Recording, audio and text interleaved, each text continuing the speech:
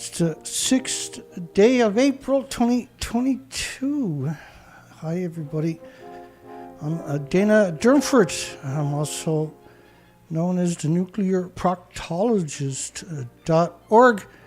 And you can call in at 709-589-4406. Friend or foe to the Nuclear Super Scumbag Show. Whee! Rock it out, Beethoven.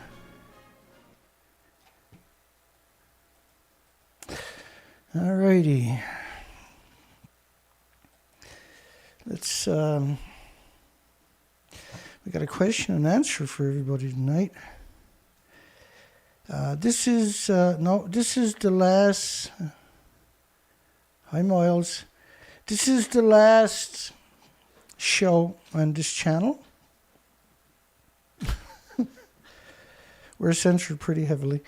We only had 2 thumbs up in 14 hours on our last video.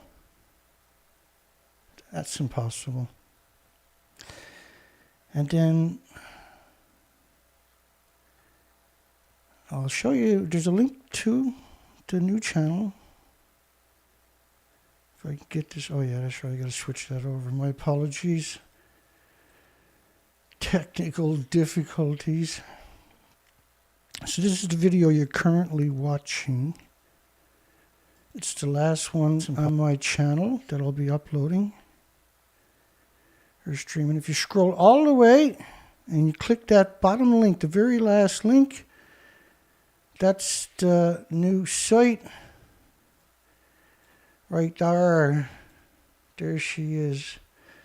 The new home of Earth's Last Stand. And because the censorship on this one, and they gave me a strike right away because I had talked about coronavirus. Serious war crimes, apparently. And we got a mass die-off going on where I'm to of 2 different bird species that we know for sure. The media, just the major media reported on it. It's over a very, very large area, maybe 100 communities. Birds are showing up emaciated. The common murre and the little ox. And we know now that the storm petrels are missing, which I've done the research in the last 3 years here, out to Baccalieu Island, where the world's biggest breeding colony is to. With 3.3 million breeding pairs, and they refused to acknowledge that there was any decrease in the population. It turns out there is no population. And so that's staggering news to come out at the same time. And you can thank the International Atomic Energy Agency, United Nations, really. You can't thank Marie Curie. You can't shake her hand because she doesn't have one. She's dead, but she lost both of her hands to radiation. Yet it cures cancer, Dana. We counted the tanks at Fukushima. They claimed there's 1,000. There's actually 750. Welcome to nuclear, if you're not familiar with this subject. Memories of Fukushima crisis are rapidly fading. And so I got a lot of Reactor 3 and 4 that most people probably haven't seen. Good to go tonight. And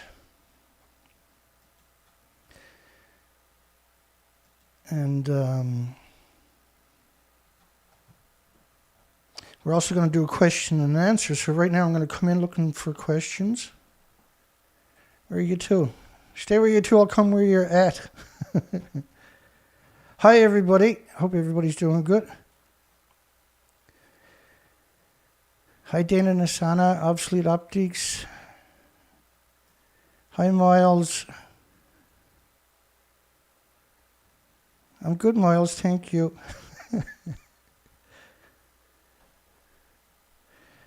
Darren James Spencer.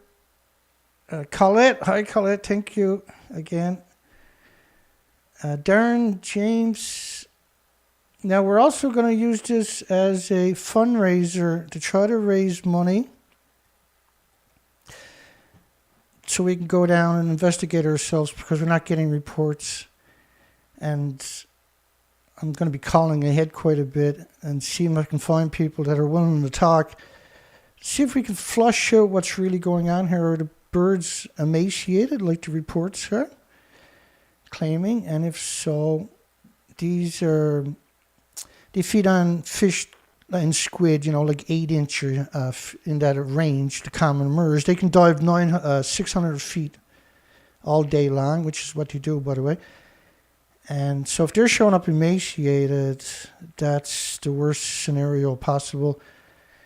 Also, the little auks are microscopic feeders, totally different range of diet. Same as the storm petrels, they're mostly phytoplankton and the little microscopic creatures. They skim the ocean. They're nocturnal typically, but they'll live on the ocean for many months a year. They come ashore just for breeding. And when they're breeding, they're nocturnal, is what I should have said. Okay, and so we got a new site. The links is the last link in my description. This is the last show here. Hi, Stephen Young. Stephen Young says he saw 2 birds today. 2 birds. We're looking for any questions. We got a poll tonight. Hi, everybody. Can the nuclear industry and humanity coexist? And we got a whopping 18 votes, which is really unusual, actually.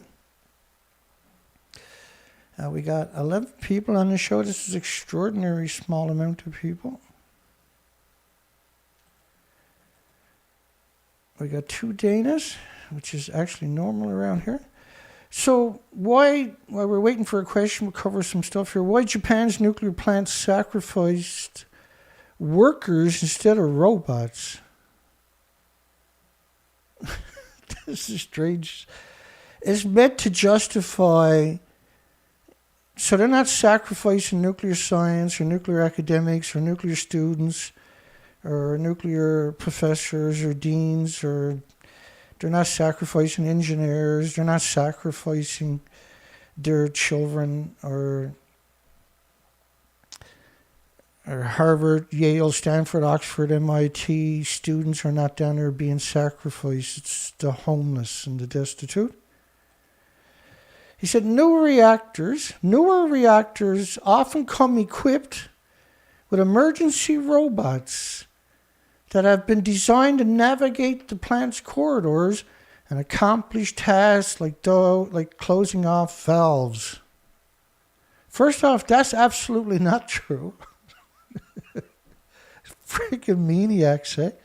Certainly when they're justifying sacrificing everybody but nuclear scientists instead of robots, then you really got to start asking, what's the value of your loved one's life or yours to these people? And then they have the arrogance, the incredible hubris to put a caricature of a robot, and not a good one by any means or shape, right? The denigration of a human life is what you're seeing with that. Very well scripted. Well, like the robots can't crawl the corridors of this bad boy. This was Reactor 3, a mixed oxide fuel facility.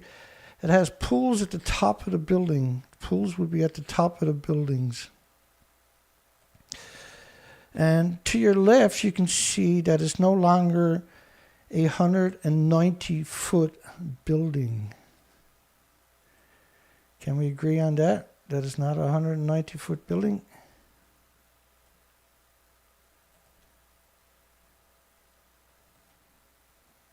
Because it's not a 190-foot building, right?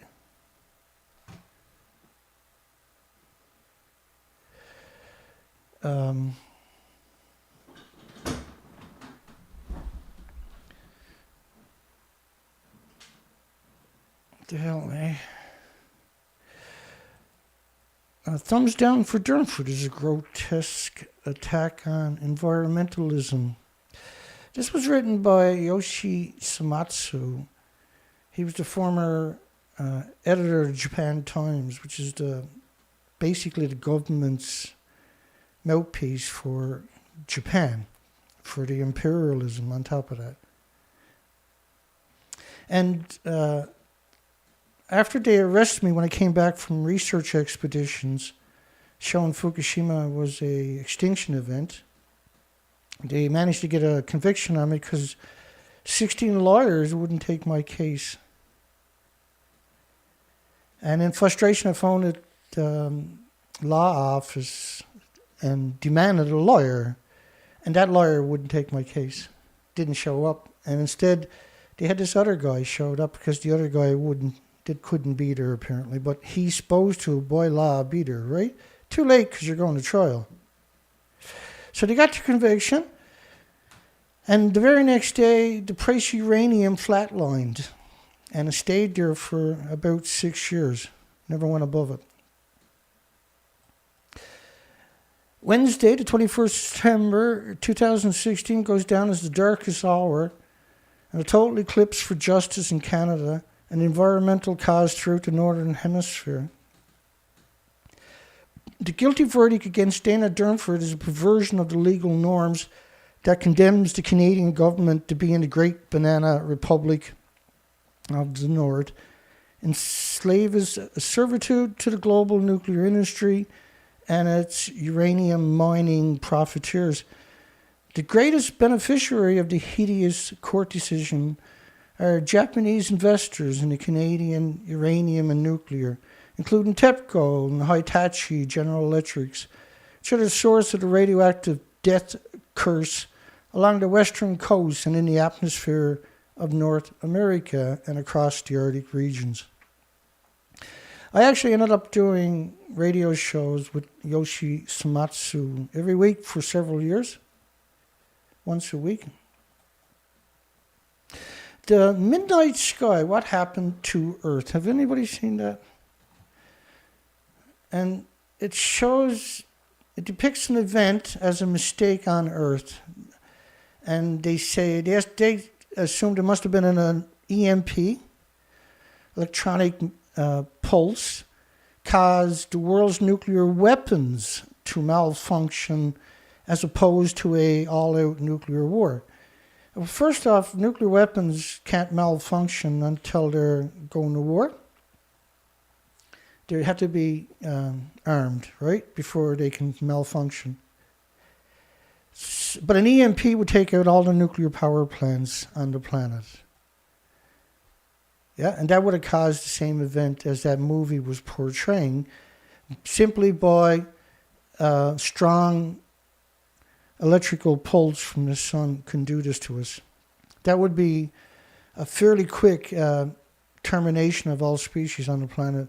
Fukushima takes a few decades, but the damage now is incredible. We'll come back in and check for any comments. Hi, everybody. Yeah, I wonder how Yoshi is doing myself. James. Richard.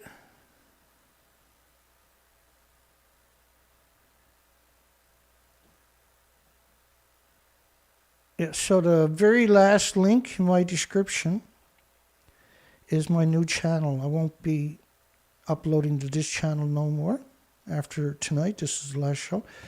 So over 9 million bags, but it's actually almost 60 million bags. That's 2015.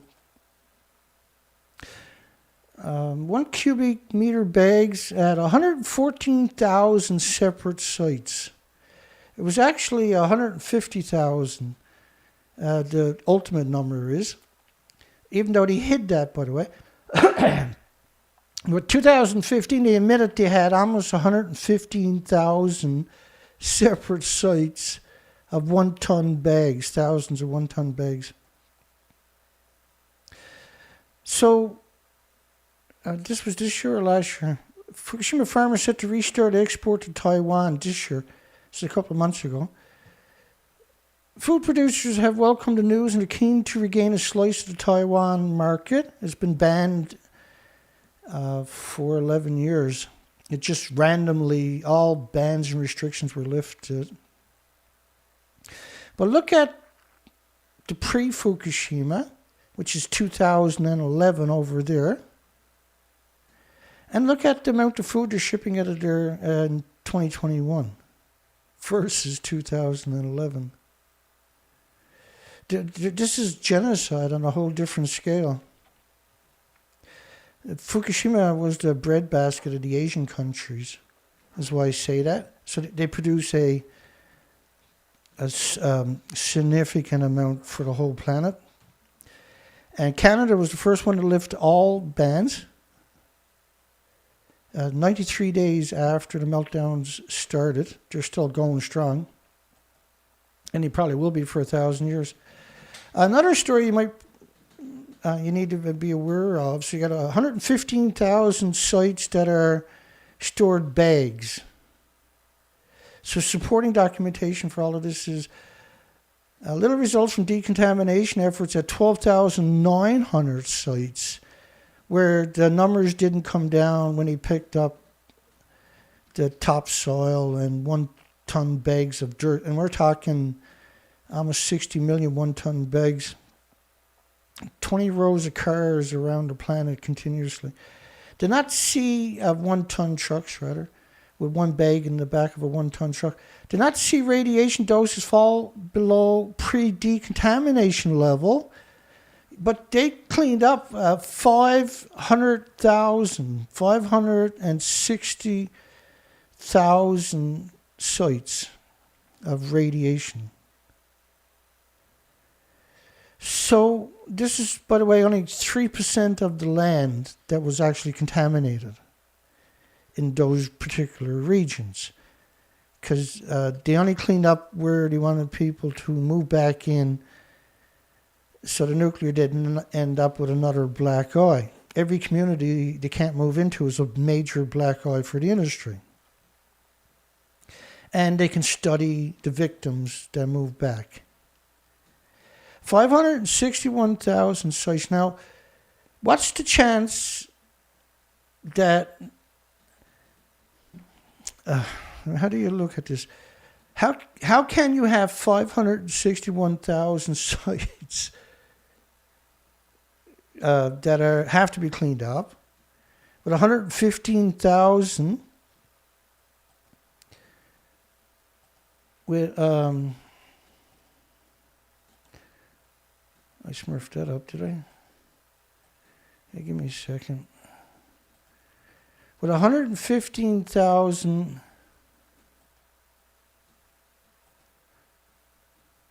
because I just we'll get there. With 115,000 interim storage sites, just hang on, because it's hard to wrap your mind around, isn't it? Now, we raised $200 for, hopefully, to take a research expedition, take the boat down about 550 kilometers or more, put the boat in the water. There's a lot of ice down there, a lot of icebergs, and so I'm going to have to pull the boat regularly out of the water. If the wind changes, I can get trapped, right? It's a very dangerous thing we're talking about, but we do have the right boat for it. Hang on. So 1-ton bags, we need to raise probably, we got, I think, 1/5 of what we basically need. And we need to raise at least 1,000 to pull it off properly. Or below that, we can go without the boat. I don't recommend doing that. Okay, so that's a scary picture. They're growing food right alongside of the bags, and in this picture from the mainstream media are harvesting it. And the media is saying, the poor farmer, why are people picking on him, saying the food is radioactive? The radiation is in the bag on the other side of the road, not in the farmer's field. I mean, this is what they actually done. It doesn't work that way. There's 560,000 sites like this, where they clean up eggs, rather. 115,000 sites that they admit to. We know they're, I can't find it in my files right off the top of my head, but it's actually 150,000 sites like that. Like, I got nothing to gain by misrepresenting the facts, okay? The point of what I do is to give you the facts. And if it was a radio show, I wouldn't have to walk you through all the documentation for yourself so you can see with your own two eyes. My life would be a lot better, a hell of a lot better. But it's not. It is what it is. So in 2011, they were growing tonnage, or they were exporting around 20 tons. In 2021, it's almost 350 tons. You're talking, the real number is actually, because we've done this before, there's more documentation missing from this pile. It was almost a billion pounds of just rice from nuclear wasteland, where they had to decontaminate 800 or 560,000 sites. So you don't want to grow food in between those 560,000 places, is what I'm saying. If I put those 560,000 places on a map of Fukushima prefecture, you won't be able to see the prefecture because there's 560,000 markers blotting it out. Imagine trying to print a map of Fukushima prefecture with 561,000 markers on it. Imagine trying to put 561,000 markers on a map of a single prefecture from Japan. You're not allowed to take a shit until you finish it either.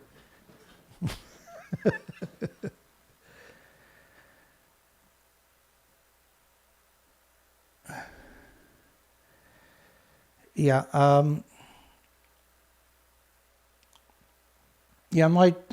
this site is censored. Well, like, they gave me a strike originally. That doesn't go away. Your first strike is now permanent. But they put this software on me. Let me take it out for you. I'll show you what's going on, I suppose. Why not? What do we got to lose? It's the last show on this channel. What's the difference, right? Because I imported it over here about a week ago. There's a lot going on. Let's just run through it, I suppose. I haven't prepared it, so I'm not sure if I can tell the story properly. Just give me a second.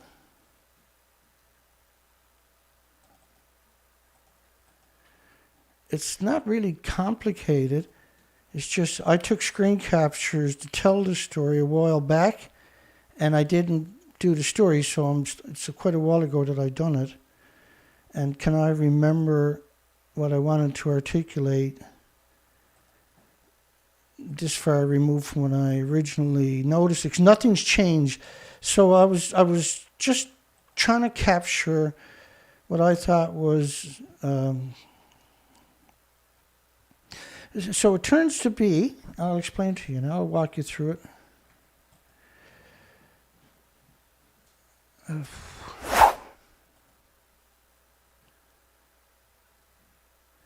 me see if I can figure what I got done here. Uploads, yeah. So my uploads don't show up on the front page for 12 hours. And that's what you're seeing there, because it's 38 minutes, right? And so when I go in to uploads, or the uploads rather, no, I'm sorry, I'm just trying to figure it out. Right, so it's totally different. 6234.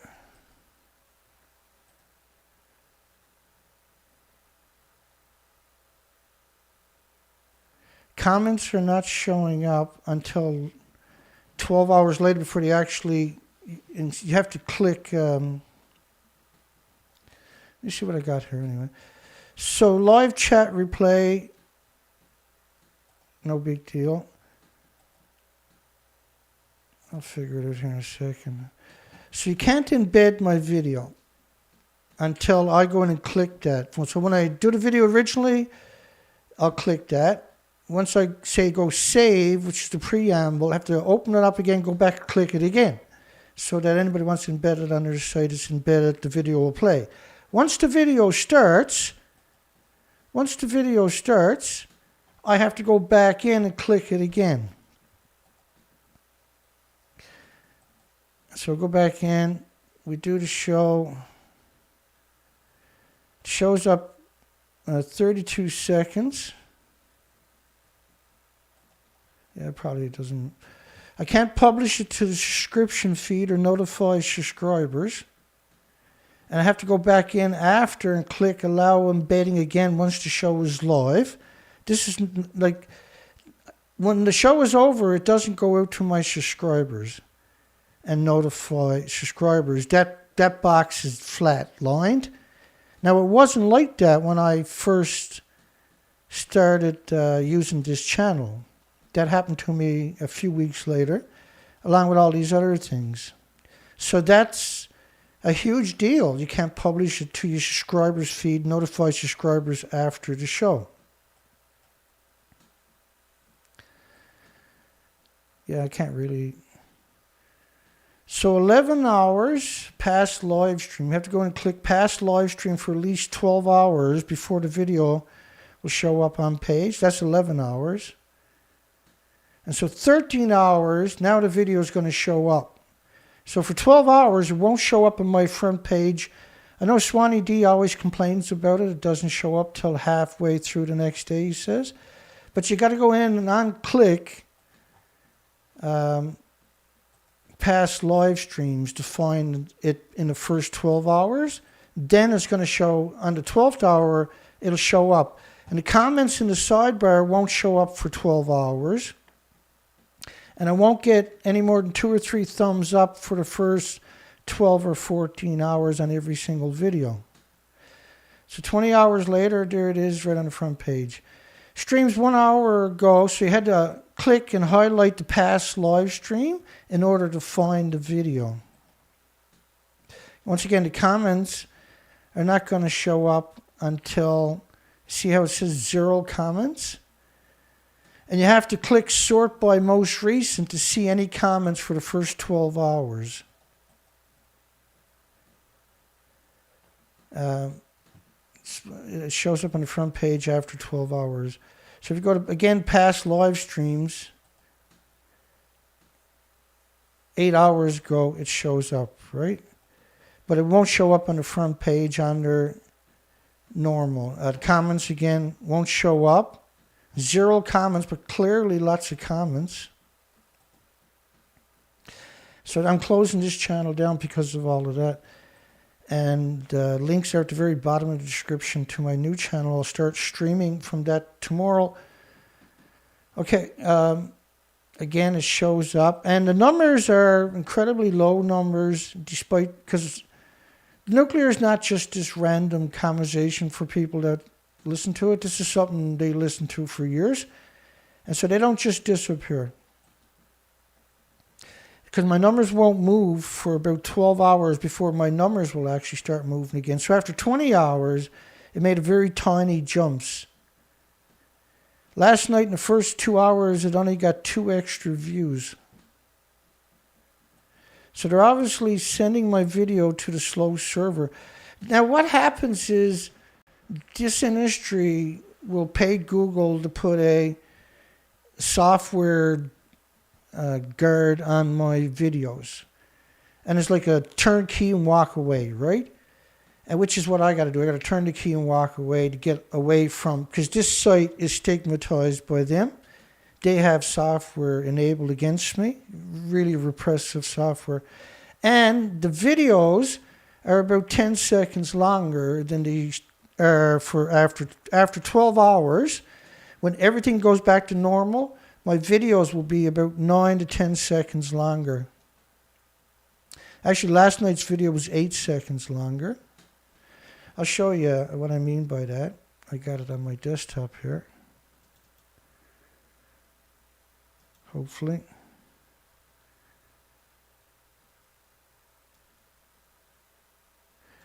Okay, so bring that up in there. So this is last night. She got 1 hour, 20 minutes, and 1 second. 34 minutes, right? So 34 minutes. I had 51 thumbs up, 0 thumbs down. 45 minutes, I'm sorry, it was 103 views. 51 thumbs. Okay, hang on.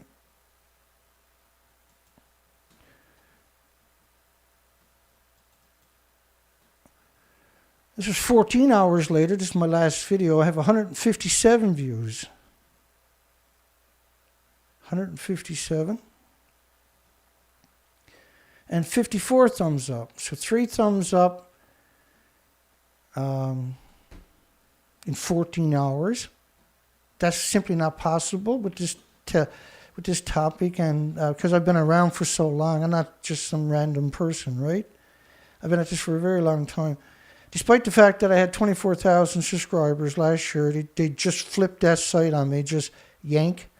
And 10 years of research expeditions gone, and 1,600 presentations gone. So 10 years of my life yanked out from underneath me. It's a very cruel thing that they've done to me. And they take pride in it, I'm pretty sure. Okay, and so that was that's not the way it works, right? We got to try to resolve that. If I can't resolve it, I got to go somewhere else, obviously. Okay, so back. Let me finish out this.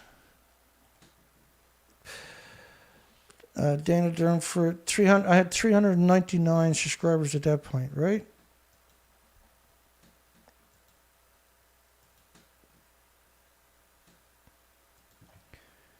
Hi, everybody. I'm looking for questions. I'm going to come right back over in a minute. 22 hours, blah, blah, blah. Now, of course, my other channel with a lot more subscribers, you have 300 views within the first hour always. I would have here if you didn't have these types of restrictions on me.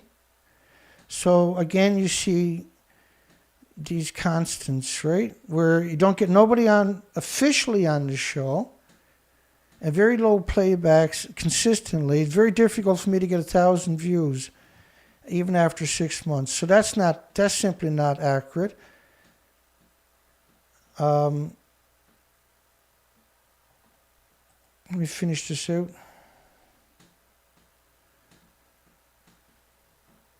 Fukushima nuclear meltdown, streamed 1 day ago. I'm not sure why I done that. That was 1 hour ago. Now, if I'm signed into my account and I don't sign out, when the video's over, it will show up on the front page for me. But if you're not signed in or you sign in for somebody else, it won't. So 13 hours, it shows up under uploads.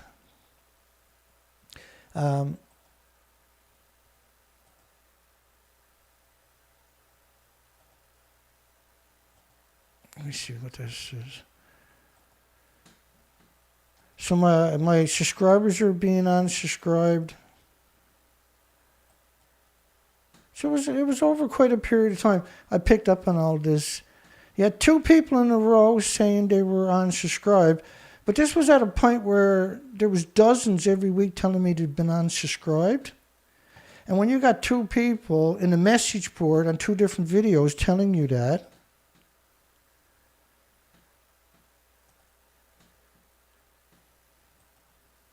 and then we're almost finished here. So another 2 people was deleted from my subscriptions, and another 2 more people, right, saying that they're unsubscribed. This was common. This was happening all the time. My videos, my pictures, or my videos don't show up in the side description. also. And people are unsubscribed, etc., etc., etc. So there's around 10 or 12 things that are wrong, right?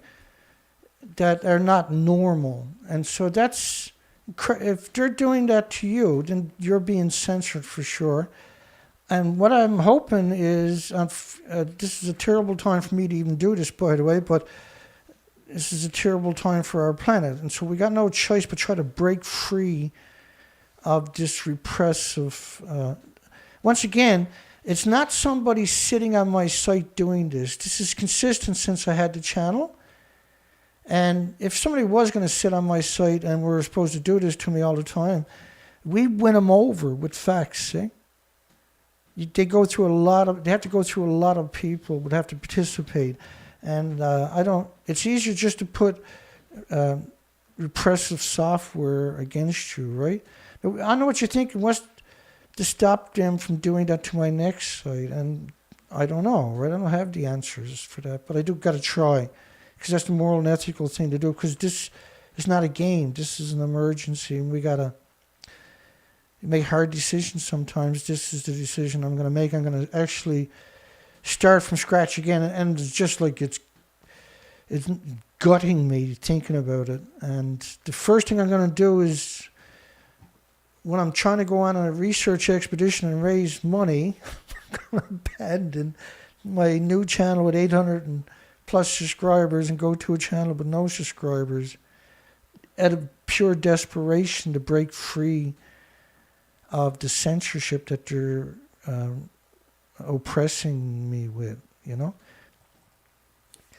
Because I don't lie. I don't make stuff up. I don't misrepresent it or fabricate anything. I provide the documentation so you can make up your own. I don't give you I give you assertions with the documentation. I don't give you conjectures, and I rarely give you opinions. If I do, I'm very forefronted about that. I'm very open.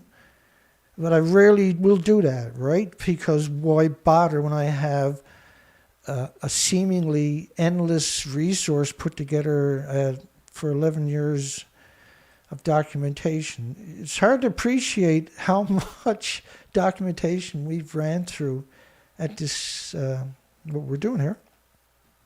So they admit 115,000 sites like this. Now, you're talking 560,000 sites they cleaned up, but you can't clean it up, and they admit that. It was just $28 billion, too, you're talking about, to do that. Why would you can't grow food in that environment, because they only clean up 3% of the land. And if you eat the food or feed it to your loved ones, they don't get sick and die right away typically, but they could, because you don't know how big of a dose you're getting. It could be tens of millions per kilogram of just one isotope, tens of millions of another one there, and these are anthropogenic, man-made. These are not friends or foes. Product producers have welcomed the news, and we covered that. Let's check for comments. Thank you, Shane. Yeah, I know.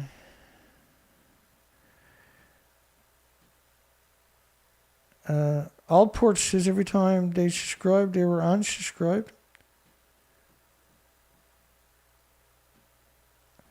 Hi, everybody. Yeah, we got 20 people on my show tonight, 21 people. These are unheard of numbers. If I was wrapping excrement on a stick, I'd get 30,000 people. It's not like people don't care about the subject either. It's just panic from the industry. So they're definitely censoring me tonight in real time. There's no maybes about it. We have a poll for everybody tonight, if you're interested. Can the nuclear industry and humanity coexist? So we got a bizarre 9% of people thinks it can. Obviously, that's not true. They destroy every facet of all species, habit, and food, and resources, and the biosphere.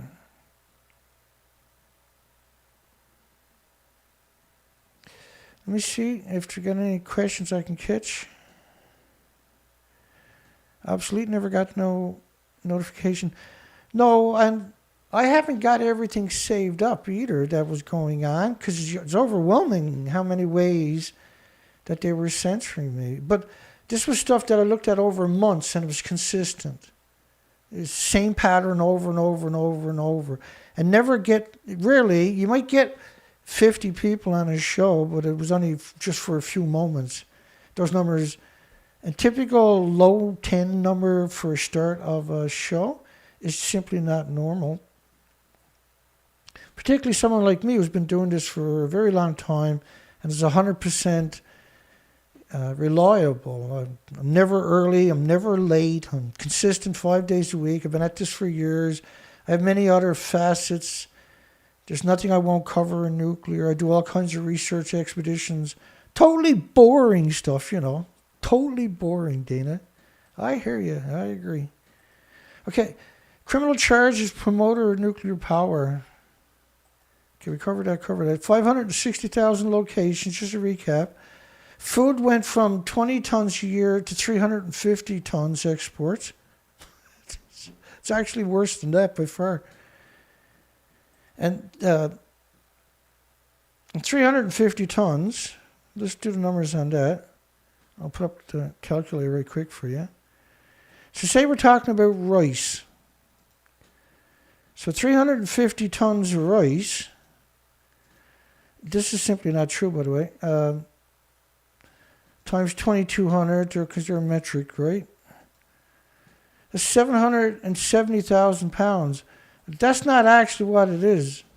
It's 770,000 pounds. 770,000 pounds, less than 1 million pounds, is simply not. It's absurd to suggest that's all is coming out of the world's biggest breadbasket for the Asian countries. It's almost 1 billion pounds, right? So they like to lie. So it's much more scarier than what they're acknowledging. There's around 4 million emails. I still haven't got that link back here for everybody because they took down my site where it used to be everywhere. Fukushima number 2 rods are fully exposed. So this was an email from the Kyoto News. Number 2 reactor were fully exposed at one point when its cooling functioned, which is it catches fire, gas builds up, and then you have a hydrogen explosion. Hydrogen is caused by meltdowns themselves. The process of the meltdown, the burning of the zirconium claddings of the fuel rods. Fuel rods at the quake hit the Aichi nuclear power plant number 2 reactor fully exposed after cooling functions failed, indicating the critical condition of the reactor's core beginning to melt due to overheating. The rods were exposed as the fire pump to pour seawater into the reactor to cool it down ran out of fuel, which was lucky for them, really, because that thing went off like a firecracker, right? That's what reactor 3 to the left looked like when it detonated. So lucky you weren't there. No, they couldn't go near it. The helicopters couldn't even go near it. Temperature sea water levels have recovered to cover 30 centimeters in the lower part of the fuel rod. It doesn't work that way.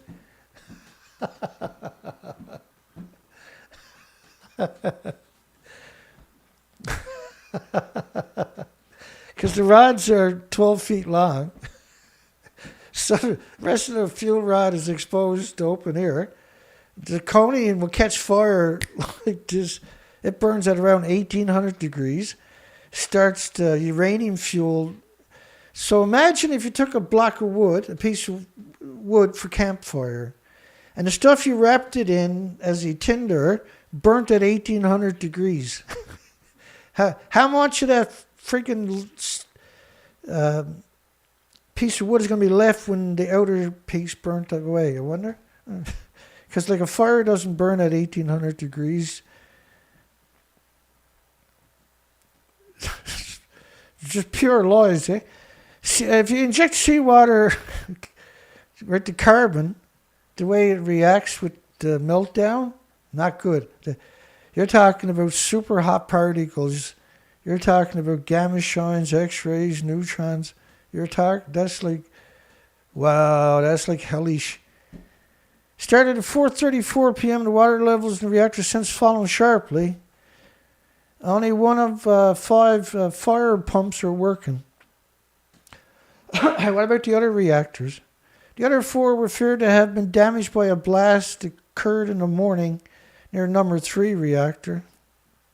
There's number 3, that's the blast they're talking about, which blew up twice in one day alone. Who knows how many more times this thing blew up. So that's reactor 1 that's completely gone. Reactor 2 is completely gone, China syndrome. It burnt continuously for days, emitted huge amounts out of the side of it. Out in front of Unit 1, they found 1 million sieverts per hour, which was fuel assemblies, went out there and melted down. And reactor cores were ejected right out of reactor 3. So this is, they built eventually a Kevlar sarcophagus with cranes around it. And you can see how big each of these panels are. They're very heavy and they hang on with gravity, right? This is built off-site and assembled with cranes, even though they did sacrifice quite a few homeless and destitute and victims of society and the immigrants who don't speak the language and people who don't have a voice. But we give them a really strong voice almost every single show, by the way. We definitely need to build monuments to the homeless that fought this creature, this Medusa. You see how big the panels are? They hang with gravity, see? And they couldn't go there. They never went near this for 5 years. Even though they put out headlines that they were in there and get pictures of the reactor core. They do no such thing. Now, so this is you got fuel pools and reactor cores melting down. You're not building a Kevlar sarcophagus around them because you're bored, okay? Because you got too much money and you want to do something today. It's a very expensive thing what they're doing here. Once you seal that, the radiation, gamma shines, X-rays, neutrons are percolating inside of this thing like your coffee percolator on bust. You're just percolating. And so imagine how radioactive the material, this Kevlar covering actually is. If you took a square foot of it to any subway and tacked it onto the wall, everybody that walked past that for 1 million years will die that day. That's how toxic. Like just the atoms are, according to the government, are 1 billion times more toxic than industrial poison. So reactor 3, and hopefully we get to all of this, is the one with the stupid looking ball on it. The last one down there is reactor 4. First one is reactor 1, next one is reactor 2. We're going to get to that. We're going to look for questions. But you want to keep your eye on stuff like this. Reactor 3, you can see the integrity of the building. And you're going to say, Dana, what integrity? Well, thank you very much. May I have another? There is no integrity. And this is the back end of reactor 4. You actually won't see this picture anywhere else on the planet. And Japan had changed the protocol after this on all their major websites. You can't download their pictures anymore. They had uploaded a very high quality picture. I was actually able to zoom in and extrapolate these pictures. These pictures tell the truth. Why did they leave all that debris and claim it looked like the picture to your left? It actually looks like it does to the right. Then they stripped it down. They came in with their cranes and laid foundations. By the way, all those people you see there, each one of them are me. Each one of them were shot differently, so no two Danas are the same. Like little Dana terracotta soldiers right there going in to die at reactor 4. So they claim that inside of this dilapidated, fragile, multiple nuclear meltdowns, to the right, for instance, it looks like the building to the left. The Japanese are very tidy people, and they have, by robot control and by human beings, removed the debris from the top of Building 4, and it does look pristine. The evil witch from Australia, Helen Caldicott. What a kook. Irresponsible rumors claims the Fukushima spent fuel pools exploded. The division I ran built nuclear fuel racks for boiling water reactors exactly like Fukushima. Now, they weren't talking about Arnie Gunnarsson, right? I put him up where the fuel pools are supposed to be too, right? You can see him in this depiction over there and up there.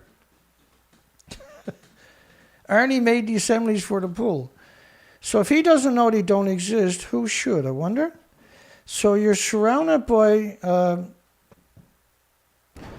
twisted, sadistic people in this industry. They control the media, they control your universities, they control your schools in Hollywood, they control your magazines, the airwaves, and there really is a well-orchestrated, I refer to them as a public relation firm, but it's much more insidious than that. They actually went and got the education to hide these kinds of accidents, to get degrees. These are always overachievers, by the way. It's like Sama Leong, World Association president. She got a list of degrees. Like, she wouldn't leave the university. You can see it, right? They couldn't get her out of the university. Get a degree in this, and got a degree in that, and get a degree in this. And then the nuclear industry snatched her up because a real zombie, perfect for the industry. So this was supposed to be a 190-foot building. If this was your 190-foot building, you came home and looked like that, would you think the pool was still at the top of your building? And in this case, that's me up there where I inserted myself with rocks. That's how they fixed Fukushima. I never finished that project. I'm standing.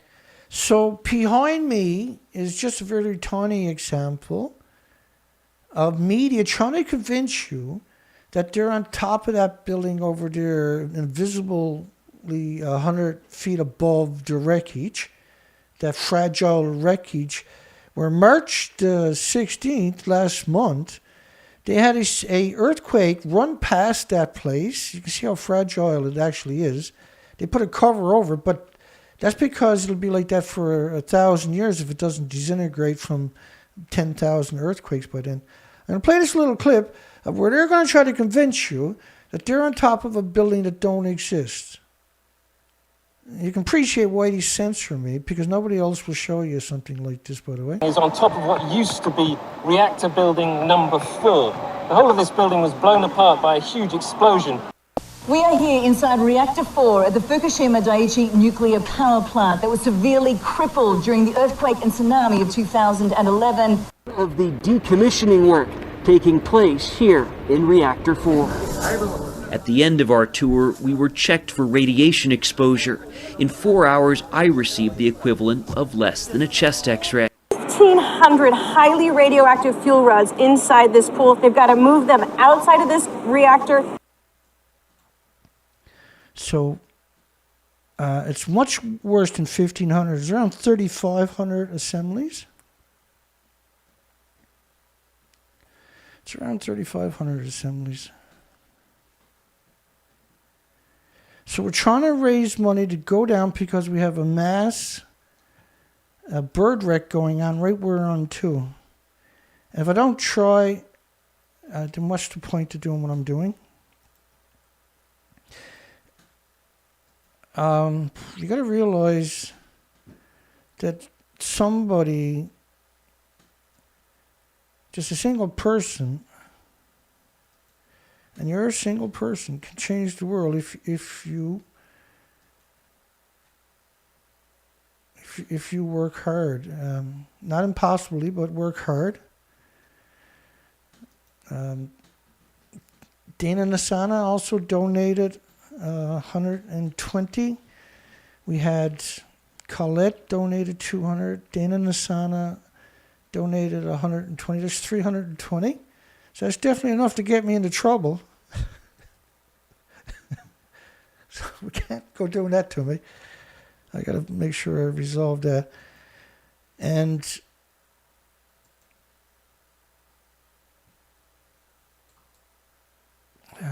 just hang on one second here.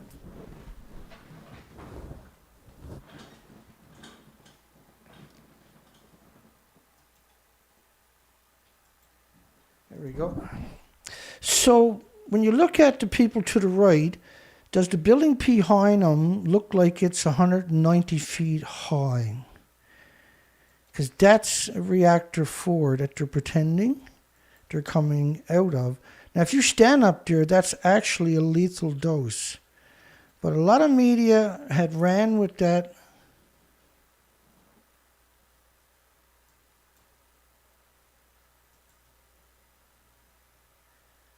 A lot of media had ran with that.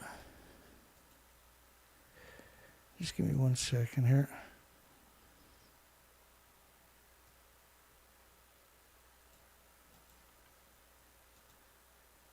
And so I showed you the pictures of them pretending they're on top of the building. Show you pictures of them pretending they're coming out of the building. So worst case scenario could be evacuation zone if the fuel and spent fuel number 4 evaporated.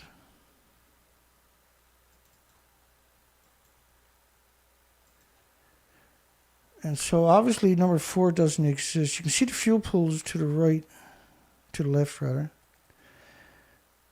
Another headline showing number 4 pool boiled dry in the fire, streaming into the atmosphere.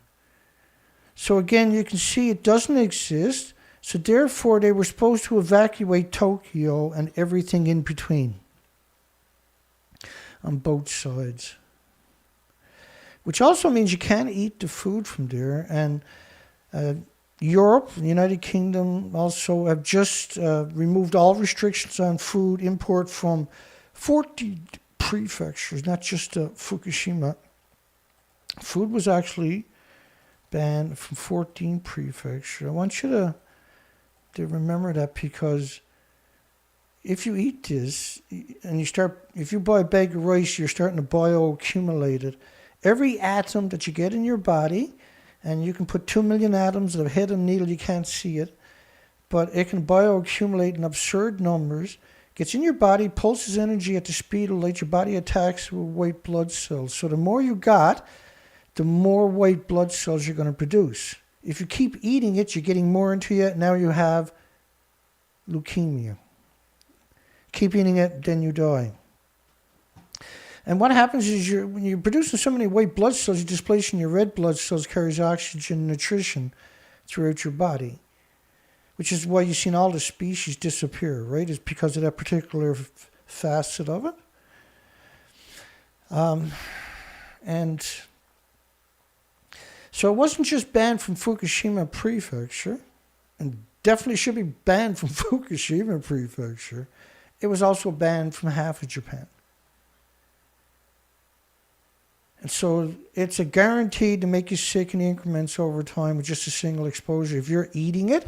So America also removed all restrictions recently without, Europe media didn't report on it, and American, Canadian medias didn't report on it, but the Japanese was gloating about it. And 55 countries have banned the food. This is not a game, okay? This is not a game. You are in real danger every time you go to your supermarket. You're in real danger every time you go to a restaurant. And you're in real danger in restaurants in particular because food is labeled as domestic, which is not labeling where it's coming from. So it can easily end up in your child's baby food or your children's lunches or your school cafeterias, where you have no control no matter how diligent you're buying your food. It's heartbreaking what we're seeing happening. The extinction event itself is so terrifying, because if you're in the know, you can't switch that off. Okay, so I showed you reactor 1, 2, 3, and 4. I got a lot more yet. I'm going to show you the common spent fuel pool. There was pictures released. First off, though, let's go check for any questions, because this is supposed to be questions and answers. Great job with the questions and answers, Dina.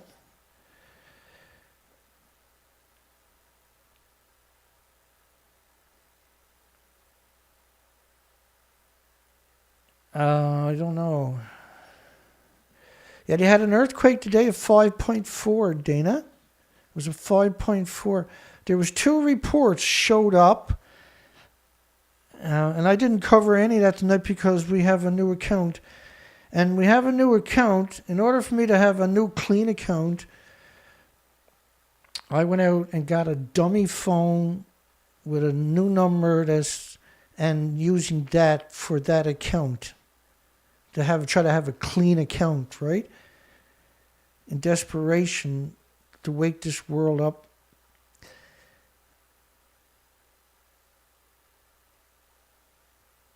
And it takes 24 hours before I can stream live. So tomorrow night I'll be able to start live, and I will be on my new account. And the links to the new account is at the very bottom of my description. The very last link will take you over to my new account. And I have big plans with that account.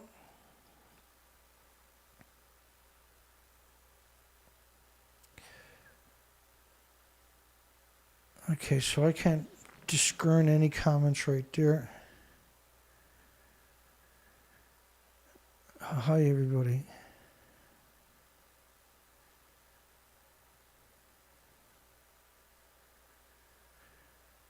When does the question and answer start? It started right now. Let's go. It's a good question. Well, what it is you can phone in at 709-589-4401. You can text me, or you can go in the chat and I can try to find it like I was just doing. I've been checking since I...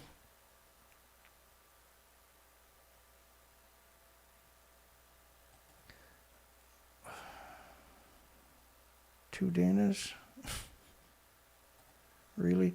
Nuclear Scumbag Show. No, hang on. Phone number, Dana. 709-589-4406. 709-589-4406. You can always text me or call me. You can leave a comment in the comment section. I can go through all the comments, but that's very time consuming also, but I don't mind. Yeah, so if people wanted to donate, the best thing you can probably do, if you can actually buy, like Dana Nasana is talking about, these what they call dummy credit cards. And you can load up $20 on that or whatever. And you can donate $10 here and $10 there that way, say, through my website, for instance. It's a completely safe, typical way to do things. And if we had 100 people that were capable of doing that had a card sitting there with $30, $40, $50 loaded on the card, and we have a mass die-off, I'm trying to raise $1,000, 100 people donates $10 each, right? And then maybe 1 or 2 people donates $100 or $200. We got enough money to safely go down and actually do a great job, because I only need fuel. I have all the equipment, right? And this is why I'm trying to break free of the censorship that was imposed on me specifically last year when we were out doing a spider count on a camping expedition across the province. That was some brutal stuff, wasn't it? Sucker for punishment. So I'm cruising through the comments sections. We're down below where Dana Nasana says, I got dummy credit card now too. I'll bring it up on the screen. Hang on. You got to realize the equipment I got typically takes 4 to 5 people to run the equipment I got. Do I have tapes of my show? I do, actually. These were radio shows. It's audio.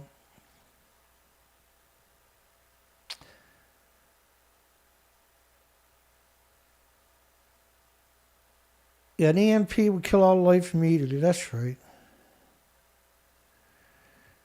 We're back in my head to here. Our rad meters still down in USA since 3/11. And Canada, too. Canada shut down their West Coast meters. And they moved some... James just sent to PayPal. Okay, thanks, James. I'll check that in a minute here. We'll give an update for everybody. As far as I know, because we covered this a lot, where we actually done whole shows on the EPA radiation meters. They did have quite a few that were active. They were getting these high numbers, so they took them all down and sent them in to be recalibrated. So in other words, they shut it down, right? They did shut it down, so did Canada.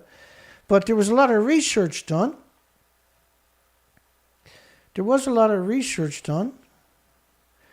And so they did come in with numbers of 1 million becquerels a square meter. There was another study showed 20 million particles. And this is just iodine-131. But in that same liter would have been another 220 million atoms of iodine-129. And what that means, between the 131 and the 129, the insects and animals and birds by the liter is falling out of the sky. It was also going to be loaded with, beta and alpha and neutrons, not just these gammas. The thyroid becomes loaded with man-made radiation and starts producing radioactive hormones, right? And so insects don't live long enough typically to get cancer per se, right? But the radioactive hormones they're producing will destroy their ability to reproduce. And so this denigrates the food chain in increments.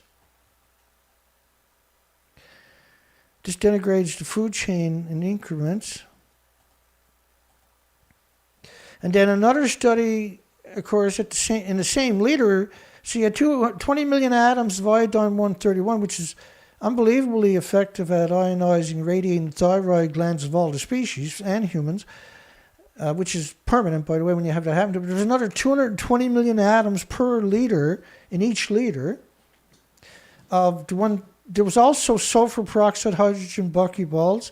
And of course, the reactor's running uranium plutonium. The biggest byproduct of the fuel rods in the fuel pools was curium isotopes. The curium isotopes need lead shielding 20 times thicker than you do for plutonium, and they won't show up on my Geiger counters, see? It's only going to show you gamma, right? And so we got hang on. I'm just going to check for donations here, because James donated to a massive 180. So that's 3, 4, that's 500. We're halfway there. I'll check my nuclearproctologist.com one more time. So that's a big deal. We can definitely get out and get some serious research in. Okay, so no more donations so far. Hopefully by tomorrow. Now, you got to realize the species, it's wintertime. The harbors are full of ice down where I want to go to, and icebergs. And so they don't know how many birds are down there. I am capable of working in this environment, no problem at all. It's a very dangerous one. You got to be very careful. It's time consuming. You could get stuck for several days, right? And so I'm thinking about everything in that context. But spring is on its way, so temperature is slightly above zero. Outlook for the next couple of weeks. Now, the species are not just going to disappear tomorrow or the next day or the day after, right? You know what I'm saying? And that's why I'm looking at it this way, right? We've got to play this out properly, because we haven't got enough to make a mistake. If I get $1,000, I still won't have enough to make a mistake. We'll deal with it, right? We'll go down and figure it out appropriately. Now, I'll get on the phone again tomorrow because it's spread out over such a large area. Is what you got to have a boat. Another option is go down there and pay somebody to take me out. If we don't raise enough money, then we can consider that as an option, right? But it looks like we're definitely going, but it looks at this. Okay. I'll come back and check that after.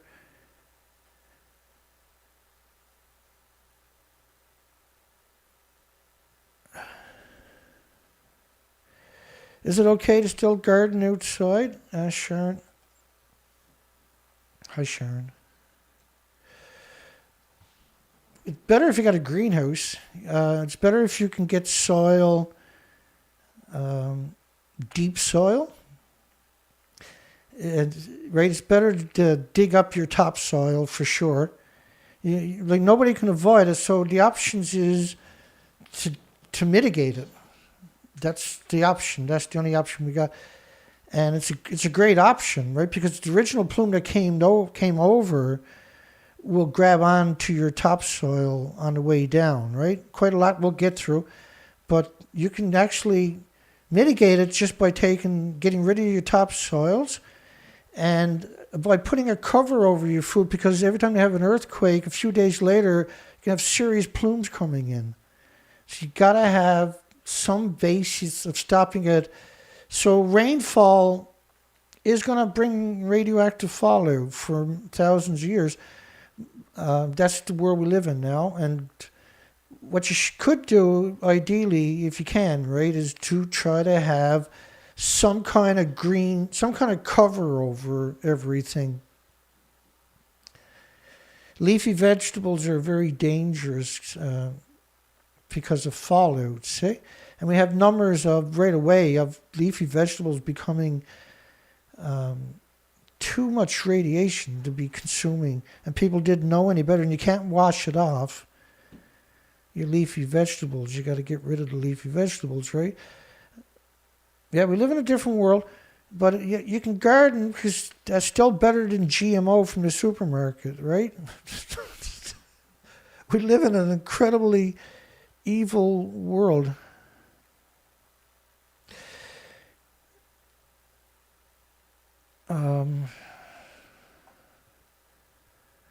Yeah, better.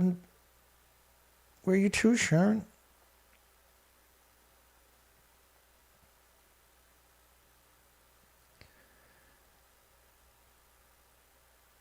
Does the curium burn forever?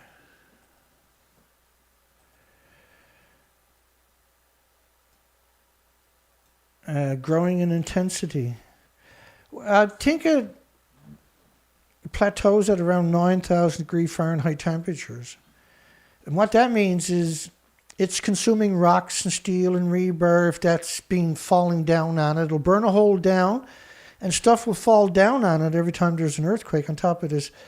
But the problem is when it's in that particular mode, what's per se the China syndrome mode, is liquefied uranium is one way to describe it, but it's at 9,000 degree Fahrenheit temperatures. It's everything that it's consuming, rocks and steel and gravel, water, whatever, it's atomizing, aerosoling, ionizing, and radiating it and particulating it. It's turning it into particles. So when you have a campfire, you're turning the wood into particles. So imagine your campfire at 9,000 degree Fahrenheit temperatures. You can literally throw rocks on it and it will actually instantly vaporize it, but in a really scary way where it's vaporized, atomized, and aerosoled, where it's dispersible as a plume, but they're ionized from the emissions. And this is you're adding on to the atoms, right? You're loading the atoms up with protons and neutrons that the body rejects. All species, everything with replicating cells are vulnerable to it. Nothing has a defense against this stuff. And it's pulsing energy at the speed of light. And we don't know. I don't know. No one knows 100% how long this stuff can go. But they postulate it could go for thousands of years, tens of thousands of years. It's always the worst case scenario, the answers of this, unfortunately. So it's not that you're fear-mongering, it's you can't talk about the subject because there's no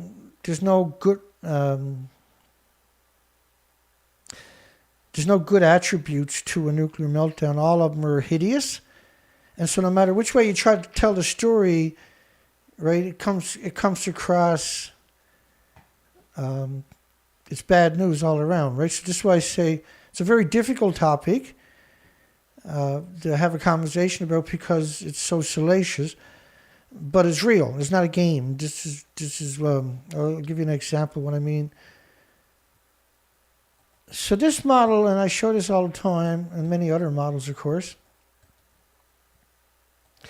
is the radioactive followed France's model, and then the model is only based on 16 days of radioactive emissions. Then the model abruptly stops. But if you left the model running, what happens? The plume gets thicker and thicker. Now, if you added in the actual destroyed reactors, 8 fuel pools at the top, there's 2 at the top of each reactor also gone. They had decades of nuclear reactor cores that are around 720 tons. It's got 800 assemblies at 1,800 pounds each. And I got a tendency to think of an assembly as 2,000 pounds, but it's not. It's 1,800. And so it's around 720 tons versus Chernobyl was a 200-ton reactor. But the fuel pool was full of these because you don't have a repository anywhere in Japan, let alone anywhere else, because they didn't bother trying, because you can't stop it from splitting the atom, so they can't store it. Is the problem, right? Because it creates these gases, will displace oxygen, and once you do that, if you introduce oxygen, it'll detonate. And you can't get near it after, of course, right? You're starting off possible recriticalities, chain reactions. So if the model included the uranium, plutonium, and americium, and neptunium, the thousands of other isotopes that get no love, you know. Let me see. It's a terrible subject, I get that. And we got all the birds down here that should be doing okay, showing up emaciated across the hundreds and hundreds of kilometers with no end in sight. These are not going to go away anytime soon. But we need to get down there and record it in real time, because that's when people are going to be...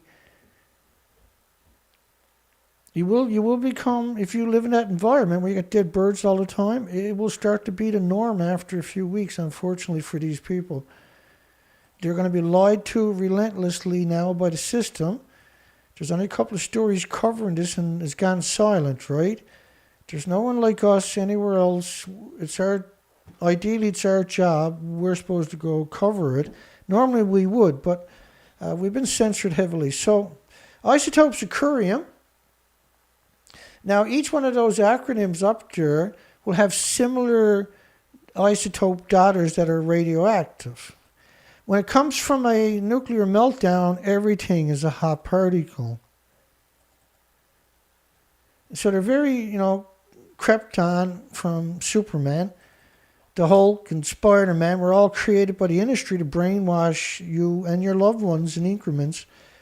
And now people actually buy Spider-Man suits for their children and Halloween, and, Hulk suits and blankets and pillows and backpacks for school. The nuclear industry is literally taken over. So there's all these other daughters that we got to put into the equation. If you're finding one after a nuclear meltdown, you're going to find all of these applicable in samples too. You got to look for all of them. So this is just a fraction. I'm only showing you a fraction of a fraction, because many of these are actually, that you're not seeing, are classified by militaries. Many militaries worldwide have created isotopes we have no knowledge of, right? The industry is a very sneaky industry. Japan's Homeless recruited to clean up let me cover another story. We'll come back, look for more comments. Or let me look for comments and come cover this story.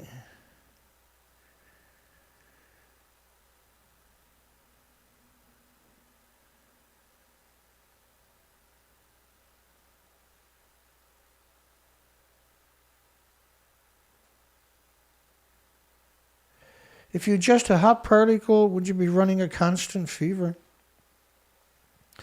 It's a possibility. Well, like there are some seriously hot particles created in this stuff, right? I don't think it's so much as a hot particle. I think it's bioaccumulation. Will break down your immune system. There's 1,800 illnesses will show up before cancer, typically, from radiation and poisoning. If you sequester this in your muscles, your organs, or your bones, you're poisoned. And everybody was poisoned. It's like every child in Sellafield and around Britain's nuclear power plant has plutonium in their teeth. Well, like a hot particle probably cause a burn in your arm if it gets in there and sits there. Certain particles.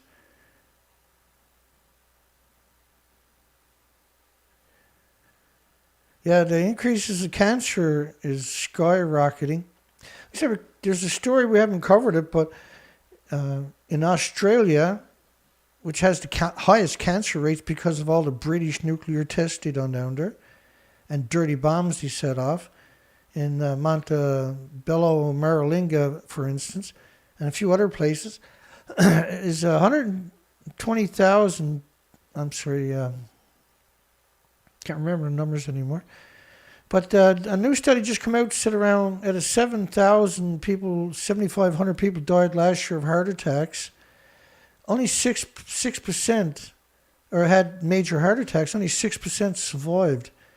And so they're calling to put defibrillators everywhere to try to save people. Because that's it's an absurd number. It's an absurd number. A ratio, right? Japan's homeless recruited to clean up the Fukushima. Not scientists, not academics, not nuclear students or nuclear companies or nuclear corporations or former nuclear power plant workers or militaries or IAEA or the NRC. No, but the homeless. Not nuclear scientists, but the homeless. Sega hits the train station in northern Japan City before dawn most mornings to prowl for homeless. He's not a social worker, he's a recruiter. Potential laborers can be dispatched to contractors in Japan's nuclear disaster for $100 a victim. This is how labor recruiters like me come in every day. He strides past men sleeping on cardboard and clutching at their coats. It's also how Japan finds people willing to accept minimum wage for one of the most undesirable jobs in the industrial world in history. Not nuclear scientists, nowhere to be found. Spates of arrests have shown the members of Japan's 3 largest criminal syndicates had set up black market recruiting agencies. Writers found 56 subcontractors that were not vetted by the construction ministry, and they had contracts of $2.5 billion in the most radiated areas. So nuclear scientists never went near medusas. These are medusas. You go look at that and they die right away. If you get close to it, you die the next day if you're unlucky. It's a terrible way to die. Early in the month, Shinzo Abe, who pledged his government would take full responsibility for the rebirth of a nuclear wasteland and poison the entire planet with the food from it, boosted the budget for victims to $35 billion, including funds to create a facility to store the soil and other waste near the wrecked nuclear plant, hiring hubs for homeless people, and cleaning up radioactive hotspots. They end up in debt after fees from food and housings are deducted, the police said. And the construction industry is 90% run by gangs. Spent fuel rods in Fukushima were damaged before 2011. They said the damaged assemblies of TEPCO, which are 12 foot high, containing 50 to 70 thin rods of irradiated used fuel, can't be removed from Fukushima 4 using the 50-ton cast assigned to take out 1,500 assemblies. But it's not 1,500 assemblies in these buildings. It's actually 3,650, is it? I haven't got the numbers here in front of me, and unfortunately we deal with numbers constantly, right? TEPCO prepares to begin decommissioning the plant by removing all the spent fuel assemblies in Reactor 4. So the only problem, of course, with that story is Reactor 4 doesn't exist. You can see it to the right. That's the official picture to the left, and Arnie Gunnarsson won't acknowledge the building looks like the one to the right and not the one to the left. Why is that, I wonder? Referring to steel chambers will be used to shift fuel assemblies from the pool high up in the damaged reactor building to safe storage. High up, from the pools, high up in the damaged building. Does this look like you're 190 feet up in the air? See, the roof above that is 190 feet.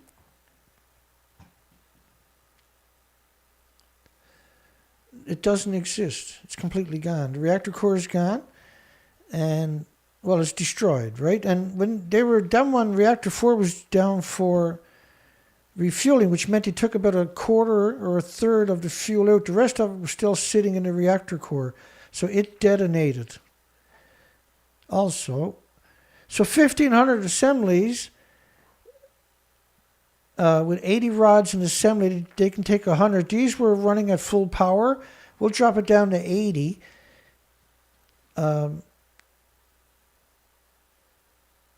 Is 2,160,000 pounds. And so this is nowhere near what was stuffed into these pools because they don't have a repository anywhere in Japan. That's where they keep decades of reactor cores, or in common spent fuel pools. Which, by the way, so up there in the corner is the common spent fuel pool. Up there, this is supposed to be Reactor 4. Reactor 3 is behind me. These pictures were released January 2021. There were 736 of them. I actually produced the videos in the playlist. What you're seeing there is a huge building. Is called a common spent fuel pool. It was at the same ground level as the reactors. So the tsunami ran right through that fuel building. No containment around it whatsoever. And so why did they redact? Now, these were drone pictures. You couldn't see this. You had to zoom in. When you zoomed in, all 736 pictures had redactions if it was in the direction of the reactors. So what you're looking at is the common spent fuel pool completely redacted. And they had at least 10 million, if not 20 million pounds stored in it, because they don't have a repository. In context is the containers back in the background are transport truck containers. To give you an idea how big of scale this actually is. We're all redacted. Why would it? And all the reactors. And Reactor 6 is redacted too in all the pictures. So the fuel tanks should have 2 sieverts an hour, which means that if you fill up a tank, you can't build another tank there because you're 1.4 million sieverts. You can't get near it. Imagine filling all of these up. Because you're pouring it over the reactor core. I'm surprised it's such a low number, but it's not really because it's just beta. They're not giving you an alpha or a neutron or gammas numbers, which means per single liter, you're 5 or 6, 7, 8 or 9, 10 sieverts. So the tanks were built to trick you and deceive you, manipulate you into thinking they didn't poison the Pacific. That's the narrative, and they're sticking to it. Now, I've done the research expeditions, clearly show that they have destroyed the ecosystem. You can't get close to the tank because the tanks are just very thin, right? These tanks, you can see, are bolted together, not meant to last very long. Another problem at this site, this is 40 times normal speed video behind me, is the radioactive steam is coming up. They have to abandon the site. It's 10 sieverts per hour at 6 places. So the whole site disappears in steam.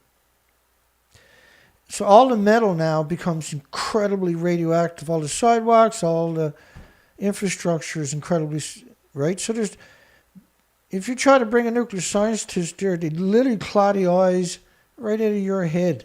You would no way are you getting there. So in 2013, they had 1,000 tanks. In 2022, how many tanks they got? 1,000 tanks. 2017, by the way, they had 900 tanks. There's 1,000 different types of isotopes you got to worry about. That, as I showed you, barely does it justice. Now let's come back over and see if we can get any more comments. Do I get anywhere to this? Pulls high up in a building that don't exist.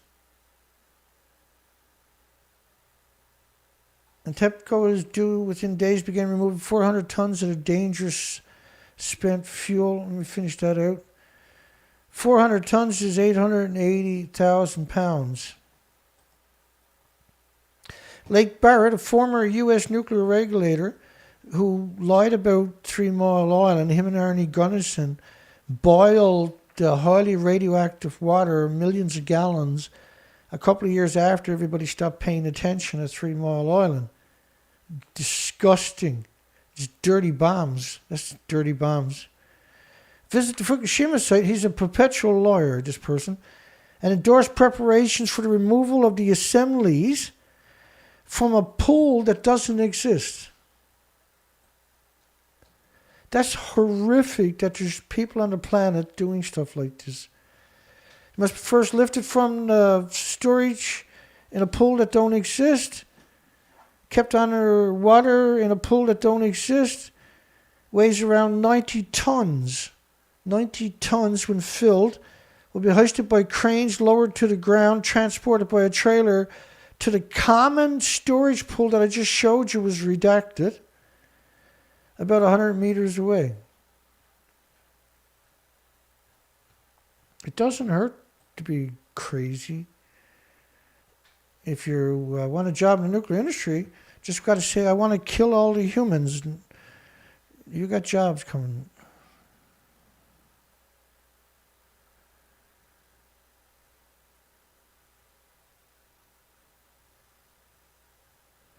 What have we got going? Yeah, Kyle Hill is a perpetual lawyer. That's right. Obsolete optics.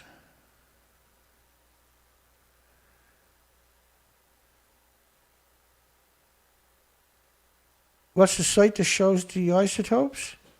I don't know. It's probably 8 years ago I grabbed that.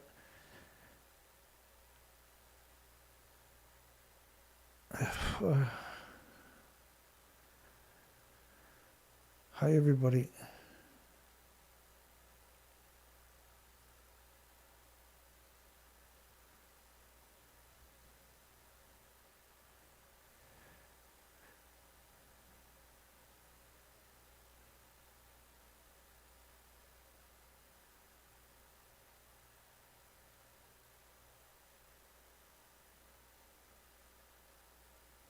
I was just looking for any comments. Hi, Albert. Let me think this out here for a second. Let's go into more pictures. So this is the fake, how they done the fake story for Reactor 3 I'm going to show you. Now, we're trying to raise money, and we raised 500, which is unbelievably cool. Now, we got mass die-off species happening as we speak, and we want to go down about 550 kilometers. And we want to tow the boat down. We got to fill the boat up. Well, not all the way up, because I take 35 gallons. And I'm not going to be going fast or something like that, right?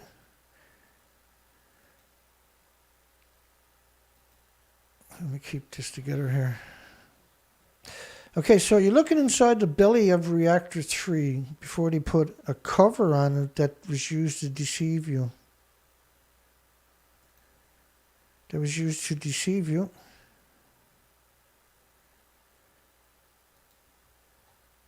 And you won't see these pictures anywhere else because we found a very high quality where we're able to zoom right in and extract the facts.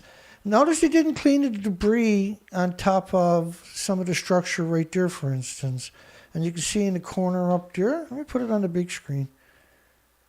The big screen, Dana. Right, so they didn't clean the debris off that, and they didn't clean the debris behind the building over there.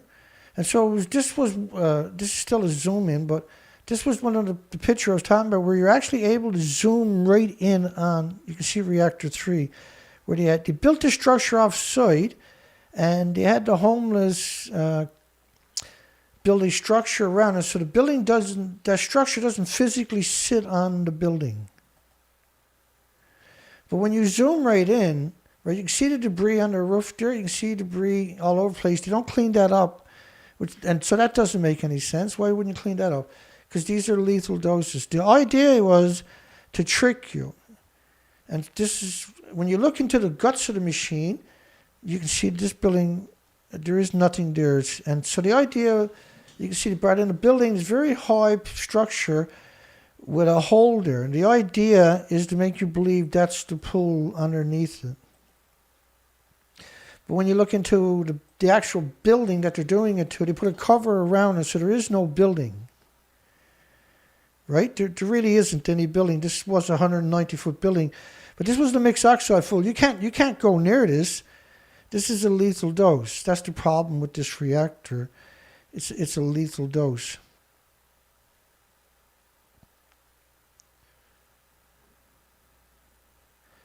And so we need to raise another 500 or more, preferably, to do the big picture, take the boat down to the northern peninsula and get in the freezing ocean and go out and look for dead birds and starving birds. And we're looking for the common murres and little ox. And who knows what we're going to find if we can make it out there in the boat. If not, we probably got enough to go down there, but we got to get contacts before we get down there. And the birds are not going to disappear in the next couple of days, so I'm not going to just rush down there like we did for the whales, right? Okay, so you had all of these stories. This is the CBC News. I'm just going to flash you through some of this.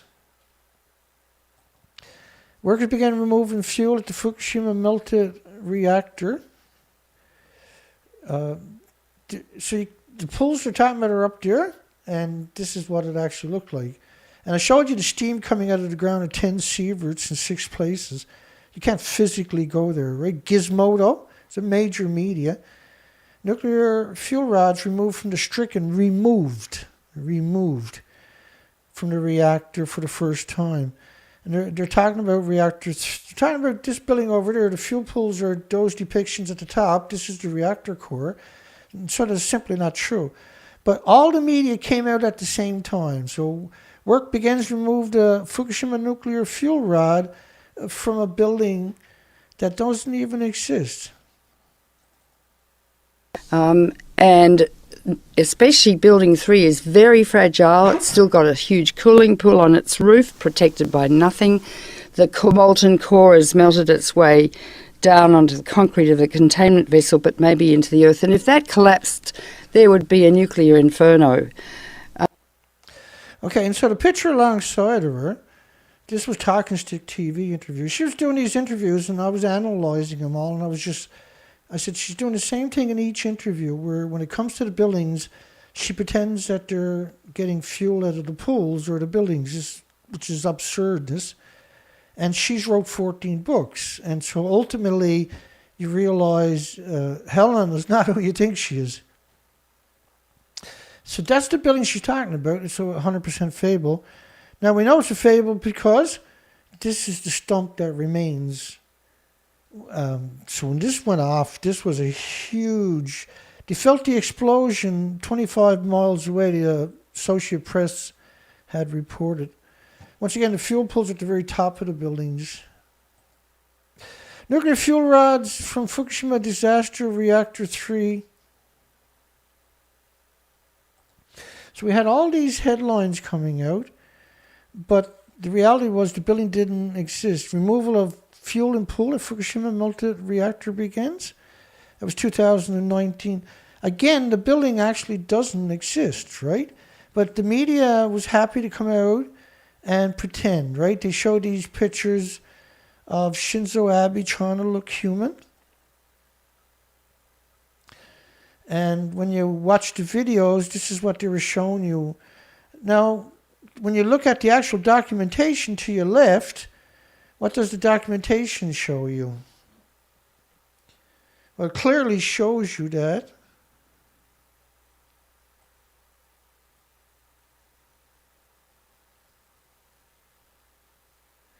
It clearly shows you that there is no fuel pool. Right? There's no fuel pool. Globe and Mail, which pushing uranium stocks for 11 years straight. Like the significance of what I just said to you is absurd because people trust them and bought uranium stocks and lost their life savings. It's unbelievable what they've done. And there's no one to hold them accountable. If we don't talk about it, we don't provide you this documentation, I can assure you nobody on the planet will show you what I'm showing to you. That is terrifying. Fuel removal from the Fukushima reactor begins for the first time. So you had all this media trying to convince you. And so anybody who doesn't understand the difference are going to say, well, Dana, gee, why would the media say they're removing fuel from a building if it didn't exist, Dana? I don't know, but it doesn't. They were bought up by the industry a very long time ago. And it's called social engineering. And so if the media constantly tells you that they're getting fuel out of a pool, and I say, well, actually, you're like, you're not an academic, you're not a scientist, you're not on TV. TV won't lie to me. They love me so much. So look at the building to your left.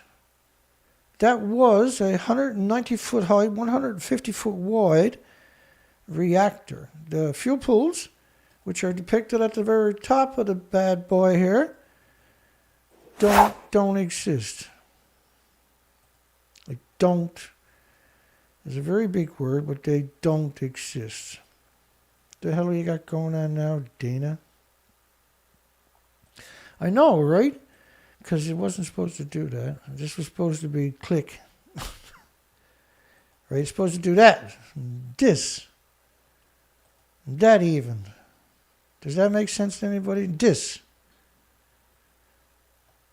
I'll get it. It just takes time. Removal of fuel in the pool at the Fukushima melted reactor begins. Melted reactor.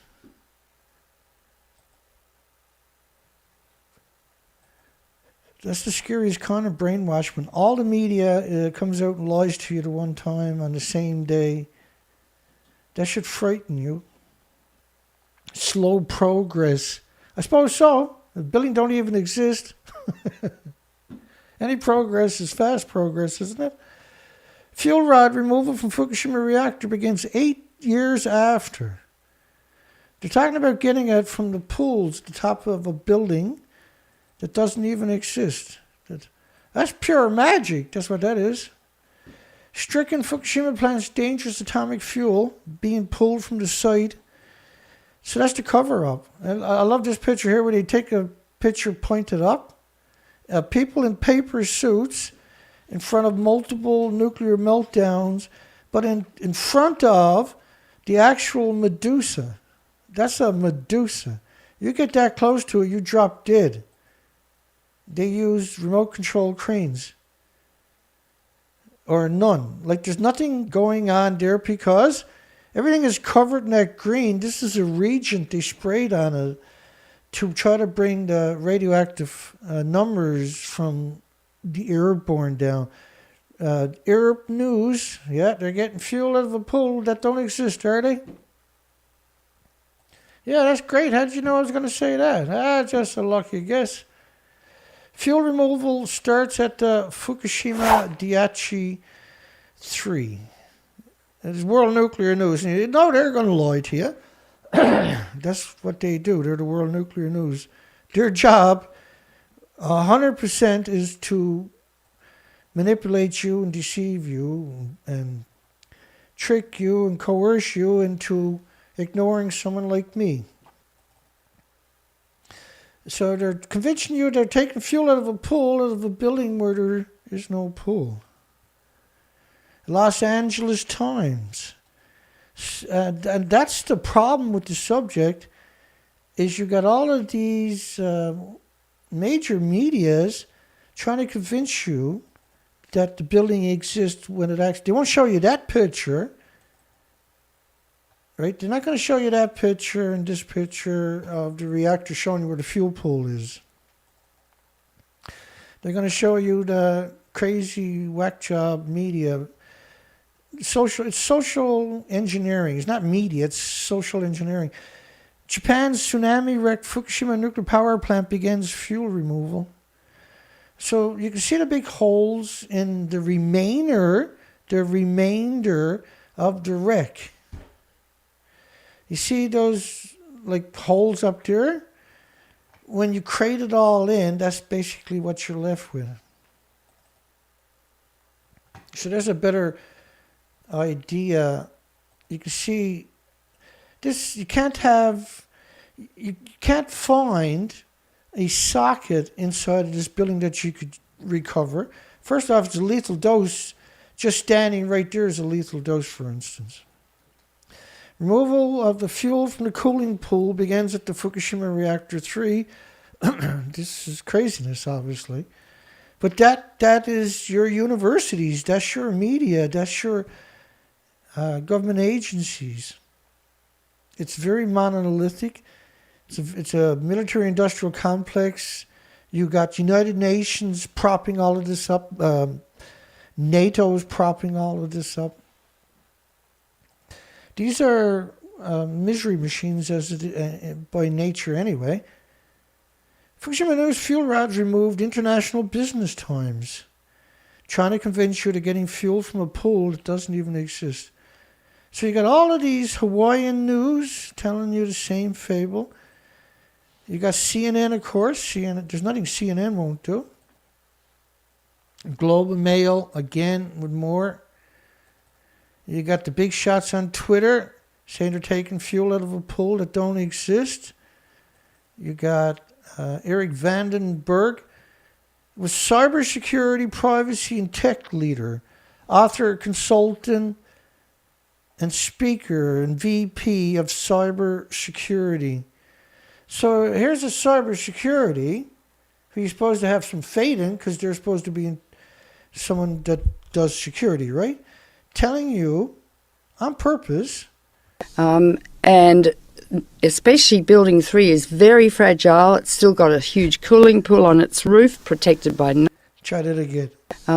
and especially building 3 is very fragile. It's still got a huge cooling pool on its roof, protected by nothing. The molten core has melted its way down onto the concrete of the containment vessel, but maybe into the earth. And if that collapsed, there would be a nuclear inferno. If that collapsed, I think it done a little bit more than collapsed there, Helen. It collapsed there, right? Too bad you didn't, Helen. Mika Grimes is there to convince you. Who's Mika? Oh, he's the head of social NBC News, MSNBC Foreign Domestic Reporting, Breaking News and Humor. Sending out the tweets claiming they're getting fuel out of a pool that doesn't even exist. Steve Ko, Asian correspondent for Al Jazeera. You guessed it, pinning for a building that don't exist. Stephen Strapanakoulis, TEPCO is beginning to get the fuels from the reactor tree fuel pool. So that's kind of overwhelming when you got all of these people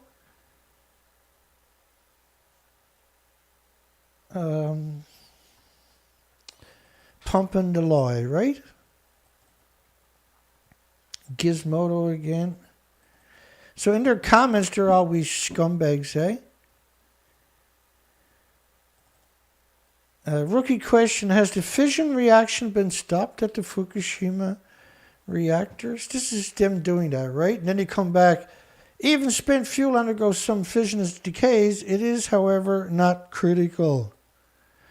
And the next guy, the reactors were shut down within minutes of the earthquake, so stop worrying. Stop your fear-mongering. And so the little techies will read every word there and cluck all the way off to eat their Japanese radioactive food. And of course, they got to put Homer Simpson there with a fuel rod. Like if you stood up with a fuel rod in your hand like this, you drop dead immediately.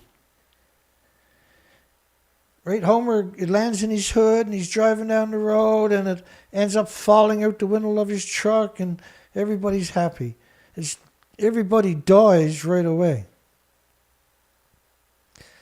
It's absurd. And that was used to brainwash the population, same as the Hulk and Spider-Man. Spider-Man, rather. Engineers in Japan reached an important milestone to begin removing fuel from one of the 3 reactors. There's actually 4 and 8 fuel pools. And Japan's tsunami wrecked the Fukushima nuclear power. So they got to use the word tsunami, you'll notice, constantly. Even though reactor 1 started melting down before the tsunami got there from the earthquake. So they don't want the earthquake to be to blame, even though it shifted the country 6 or 7 feet, which dislocated the intake for the water, which caused the overheating and the meltdown ultimately, as far as we know. Again, that's not true. They're not removing fuel from a building that don't exist. They're not magic people. This is some of the first official pictures. Like, oh my God, these people are actually demons. They're actually demons. Moving fuel from a pool that don't exist. This is an incredible accomplishment, I tell you what. TEPCO removes nuclear fuel from the Fukushima melter reactor. Actually, no. So that's a pretty... Now, I came out... I spent 6 days collecting this and challenging every single story. It's the least somebody can do for the freaking planet, right? Japan begins massive nuclear pool cleanup after the Fukushima disaster.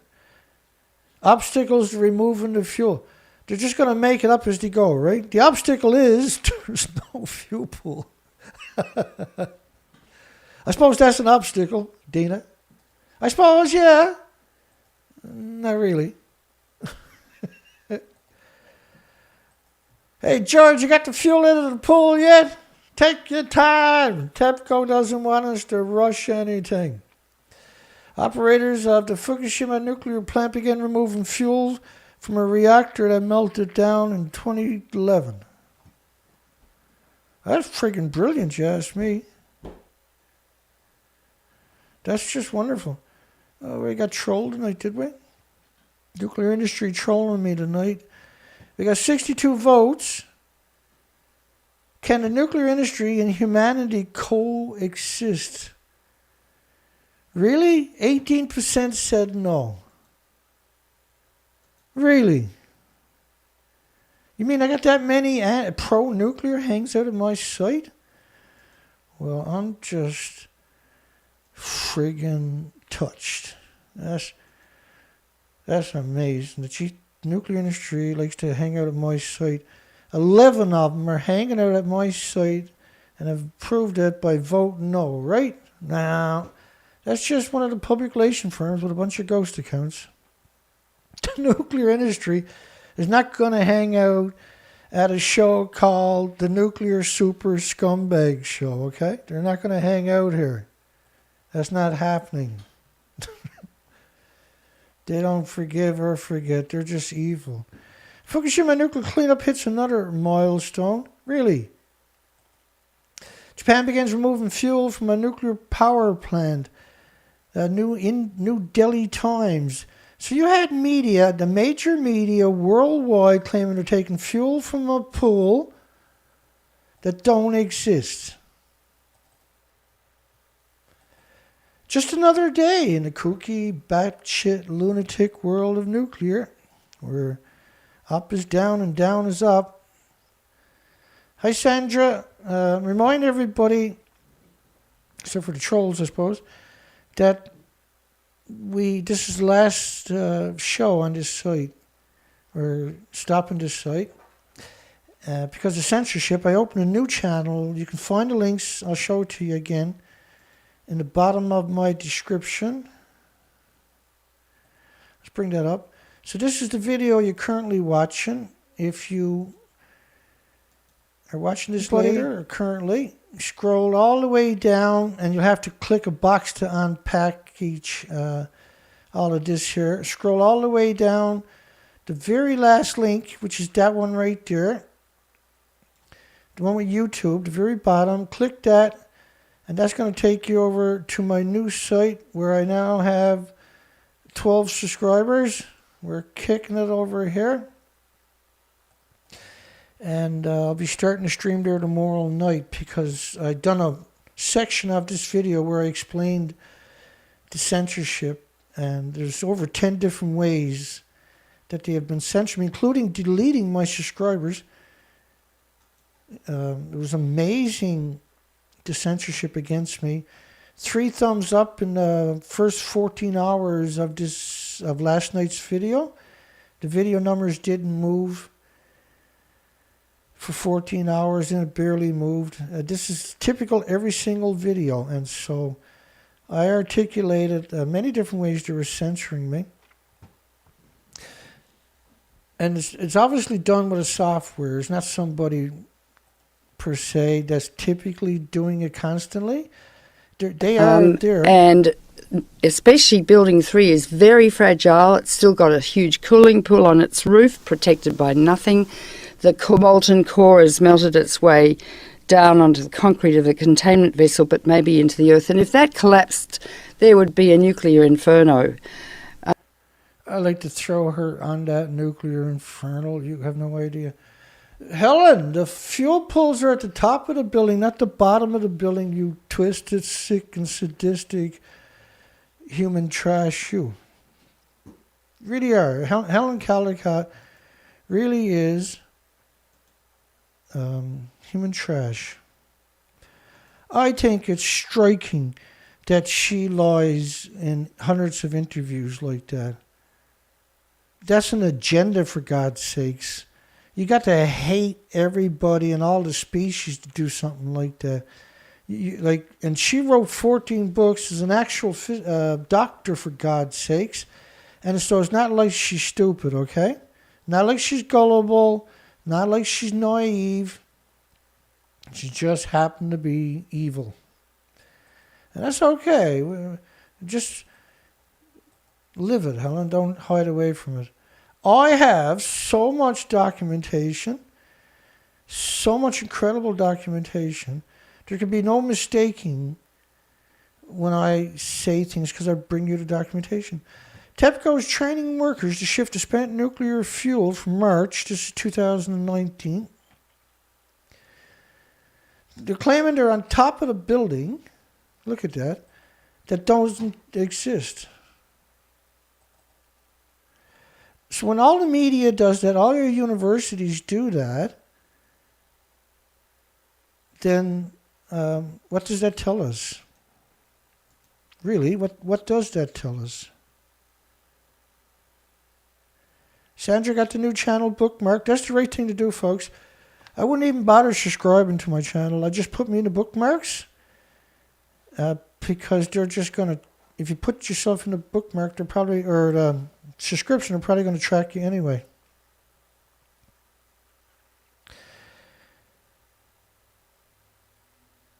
Hi, Brandon. Kevin Blanche is here. Hi, Kevin. Jeff Poor. Remember, folks, we got a new channel that'll be closing this channel, my last show here tonight. And we have a new channel in the very bottom of the description. The very last link in my description is to my YouTube channel. No more shows here. So they faked Reactor 4, they faked Reactor 3. Now they're going to fake Reactor 2 and 1, by the way. I mean, this is fantastic.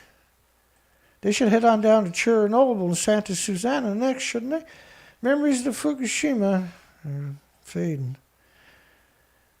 And rapidly fading in Japan, making it difficult to grasp what is actually happening. Such gaps could possibly lead to differences among parents in the seriousness about protecting their children. Right, and so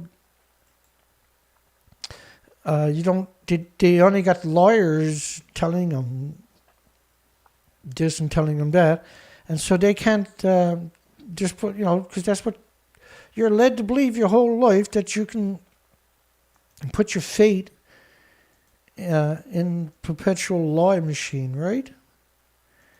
And then it's hard to admit that they don't care about the species or life or anything else, and that they absolutely hate us, right? It's hard to admit that.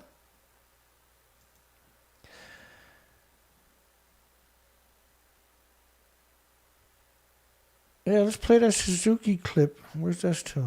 David Suzuki. Sharon likes that clip. Let's play that. This is your night, folks.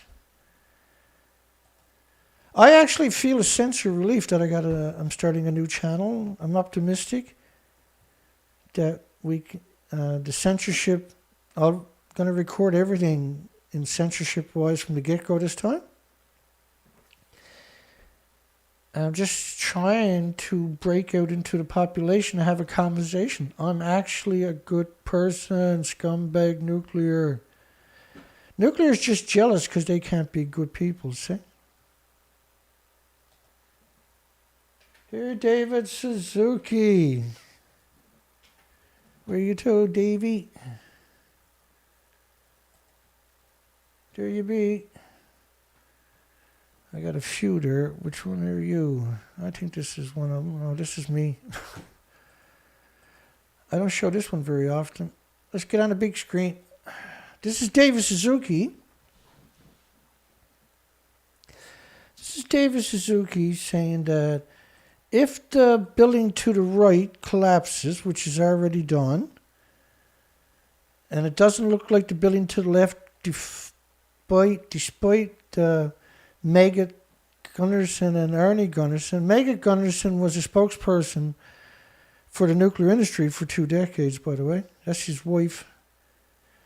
Take it away, Suzuki. So just to recap, when you look at the pictures, all of number 4 is missing and all of number 3 is missing. And so the fuel pools were up close to the top of the building. They're long gone. David, I think you had something you wanted to say. That the fear is there's another earthquake of a 7 or above, that building will go, and then all hell breaks loose. And the probability of a 7 or above earthquake in the next 3 years is over 95%. I have seen a paper which says that if, in fact, the fourth plant goes under an earthquake and those rods are exposed, it's bye-bye Japan, and everybody on the west coast of North America should evacuate. So what he said, if number 4 goes, which is the one to your right, is bye-bye Japan, you should evacuate the coastlines in North America. And the reason you should evacuate the coastline in North America, it's too late now. Well, it's never too late, I suppose. Where are we going to go? Thanks a lot, nuclear. This model is a 20-day radioactive fallout model. Gee, I can't wait to see a 30-day model, Dana. Nah, that's probably good enough right there. It gets worse. So we have many of these universities, institutions, government agencies of the radioactive plume models, but we also got the studies showing the radioactive fallout in just absurd numbers. Absurd numbers, really. They're absurd numbers. Here they go again. That's the explosion of Reactor 1, I think that one. Let's see what they got for us. Oh yeah, that's Reactor 3 there, what's left of it. That's their video, that's Reactor 4 that time. And 3 nuclear meltdowns occurred, release of radioactive material ensued, resulting in one of the biggest nuclear accidents in history. You had 4 reactor cores, 4, that melted down. Number 4 reactor, they were changing the fuel, which meant that about 1/3 of it was taken out. And the fuel pools, 2 of them were above it that had decades of reactor cores. They went down also, melted. One of the biggest nuclear accidents in history.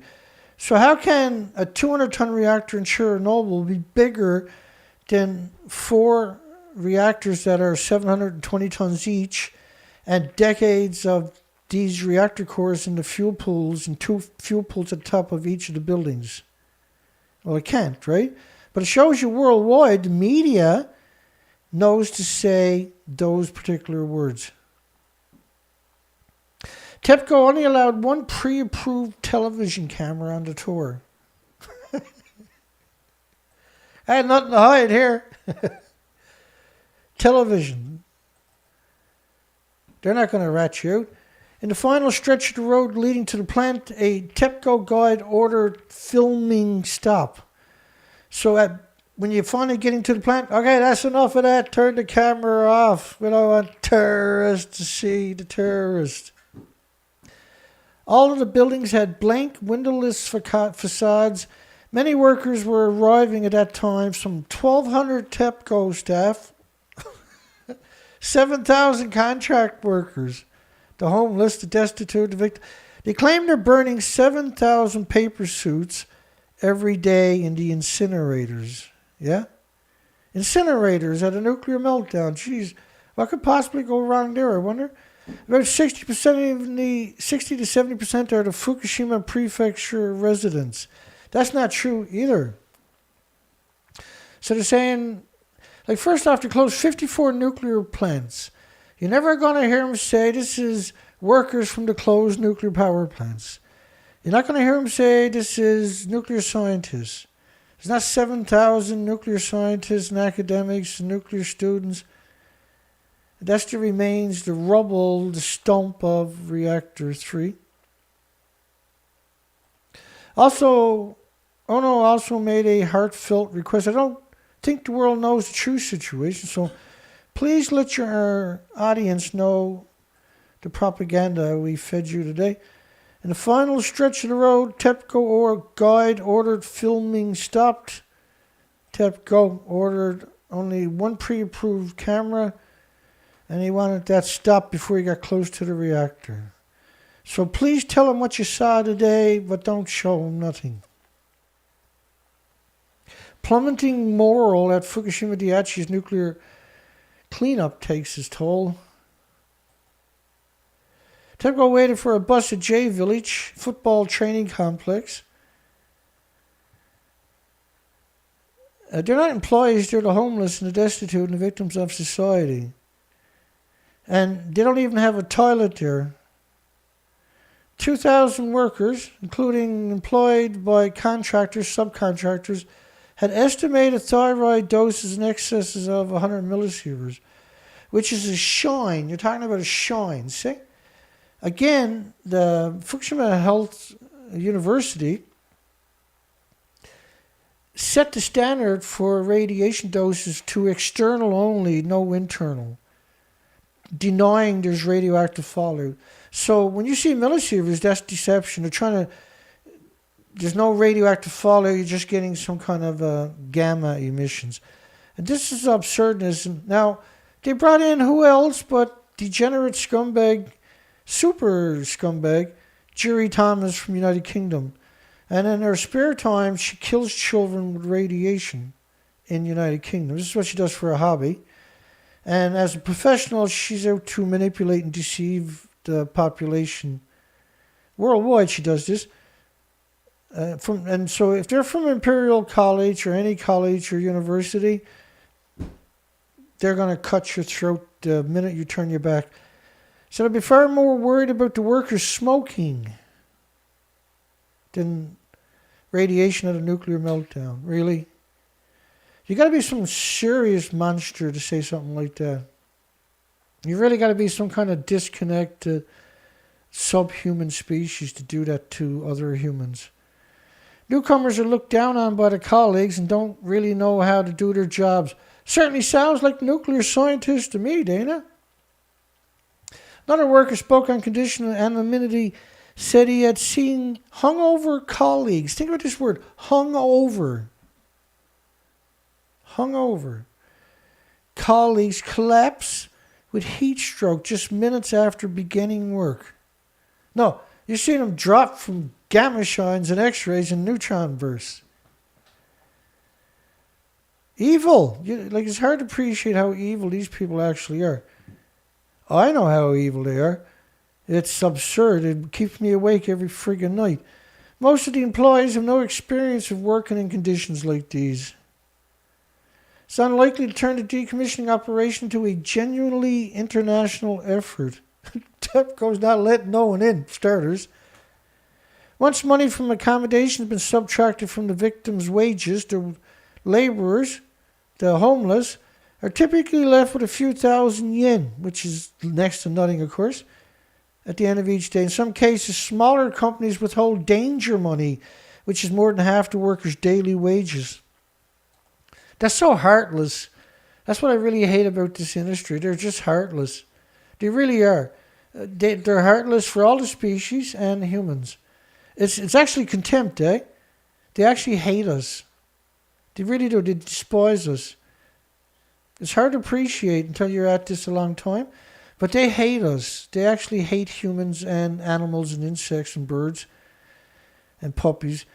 They hate puppies, particularly beagle puppies and dogs. They stick them in cages and inject them with incredible, just vicious experiments. Thousands of non-TEPCO employees hired across Japan to perform back-breaking, dangerous work for the contractors. The lure of earning decent money in return for working close to lethal levels of radiation is proven an illusion. Lethal levels of radiation. So there's no scientists, no academics ever going to go close to Fukushima, let alone actually to Fukushima. And the United Kingdom's got a nuclear renaissance. France got a nuclear renaissance.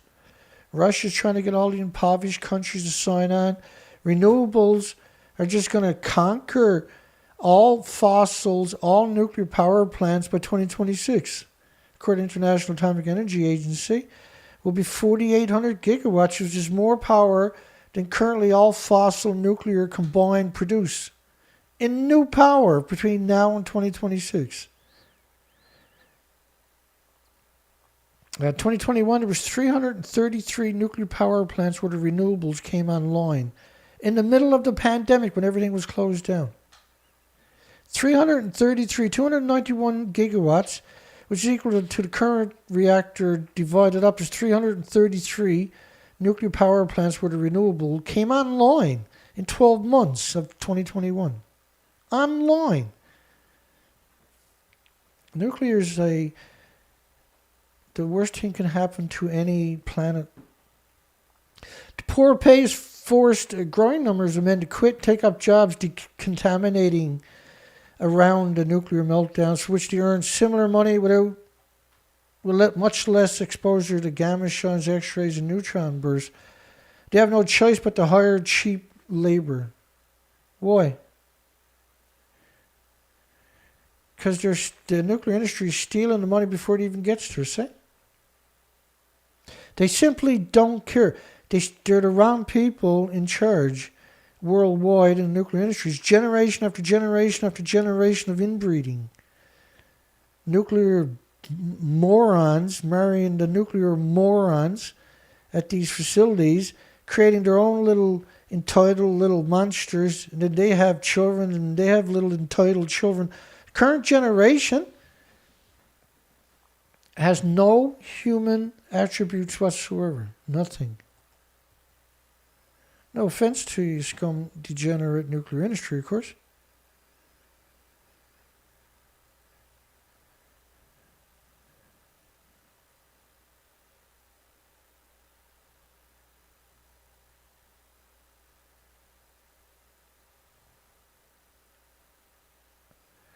And so,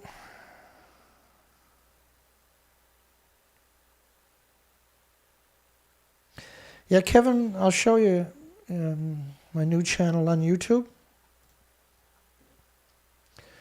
So under the current video, which is this video here, I'll open it in another window here. So underneath that video, right to the bottom of the description, is this link right here. The very last one, right? YouTube. And I didn't put nothing there. I'll put it there after the show. But that's my site. I'm officially up to 20 subscribers. Wow. Kicking it. So the Geiger counter battery just gave up the ghost. For 2 years after the disaster, those living in prefabricated units at the Radioactive J Village had to walk hundreds of meters to use a communal toilet at night. It's just, and these are the people that are doing the most dangerous job on the planet, are treated like excrement by the most wealthiest industry on the planet. It's humiliating that the nuclear industry has never done nothing. It was just the homeless. That's actually humiliating. We should all be ashamed of that one. Concern grows over TEPCO's ability to address the myriad technical challenges facing Fukushima Daiichi starting next month with the removal of 1,300 spent fuel assemblies. Numbers always get whittled down, don't they? For the number 4, the unfolding human crisis is being ignored. First off, it's around 3,500 assemblies at each of these buildings. But here's another one of the goblins trying to convince you they're at the top of a building to the left that doesn't even exist. We are here inside Reactor 4 at the Fukushima Daiichi nuclear power plant that was severely crippled during the earthquake and tsunami of 2011, leading to the country's worst nuclear disaster. So imagine doing something like that. So your video editors, your producers, your staff, everybody has to participate in that deception, right? There's no illusion it's a deception, no, right? Because they can't, the building doesn't look like that. I got 22, woohoo! Thank you, Pentolin. Moving on up, we're going to do a live, first live show starts right there. We got a poll tonight, somewhere. Can the nuclear industry and humanity coexist 71 amazing votes. 85% got the right answer. No. How sad is it that we can't coexist, really? Well, it's not that we don't want to. So you say 104, now they got the number down to 104 rods, is 18 million pounds.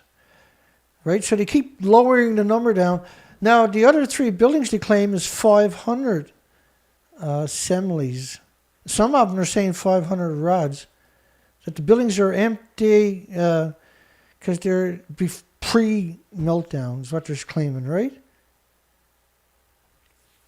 The reactors hold 800 assemblies. How can you only have 500 assemblies? They were running at full power when they melted down on top of that. Nuclear workers kept in the dark on the Fukushima hazards. In some incidents, workers said they were told they would be paid a hazards bonus based on how much radiation they absorb. Try wrapping your mind around that one. You got any idea, whoever cooked up this idea, how evil they are? How insidious you got to be. In the nuclear industry, the International Atomic Energy Agencies, the nuclear regulatory committees, to allow that to take place. Imagine how sadistic you actually got to be. Imagine what kind of gutless creature you got to be to allow that to happen. An incentive to take additional risk. Additional risk at multiple nuclear detonation site. Some workers said they got nothing. Almost a year after Japan pledged to double hazards pay at the stricken, workers are still in the dark about how much extra they're getting paid, if anything, for cleaning up the worst nuclear disaster since Chernobyl. Refusing to acknowledge is worse than Chernobyl should be an actual crime. That should be a crime in every country. Cleaning up the worst nuclear disaster since Chernobyl. Disgusting downplaying. The power utility which runs Fukushima has been nationalized, which means the government took it over. So when you tell you TEPCO's doing something, TEPCO doesn't even exist. TEPCO, the aka nationalized government, formerly known as TEPCO, still relies on 800 contractors to provide workers. Subcontractors provide most of the 6,000 workers. What are you going to do with 6,000 workers at a nuclear meltdown again? You're not. There's not 6,000 workers there. And if you go back into my playlist, I'd done a 5-part series, I think it was, on 1,900 pictures allegedly taken immediately after the nuclear meltdown. It clearly shows you there's no 6,000 workers are going to go near the site. Period. Hell, the helicopters couldn't go there. The steam coming out of the ground was at 10 sieverts in 6 places, enough to disappear the entire site. These are huge sites. These are lethal doses we're talking about in airborne, visibly airborne steam. Confirmed. By the way, those Geiger counters maxed out at 10 sieverts in those 6 places. They were stationary. A 52-year-old had already spent a year and a half scanning buses and work vans for radiation. He's left the plant wearing a protective paper suit. They call it a protective suit. A paper suit is not a protective suit at a nuclear meltdown. It's a suicide suit. I used to wear a suicide vest when I was diving, when we used to do the hookah. And so hookah is where I have a 1,000-foot air hose, and it's driving pressure directly down into my helmet or my full face.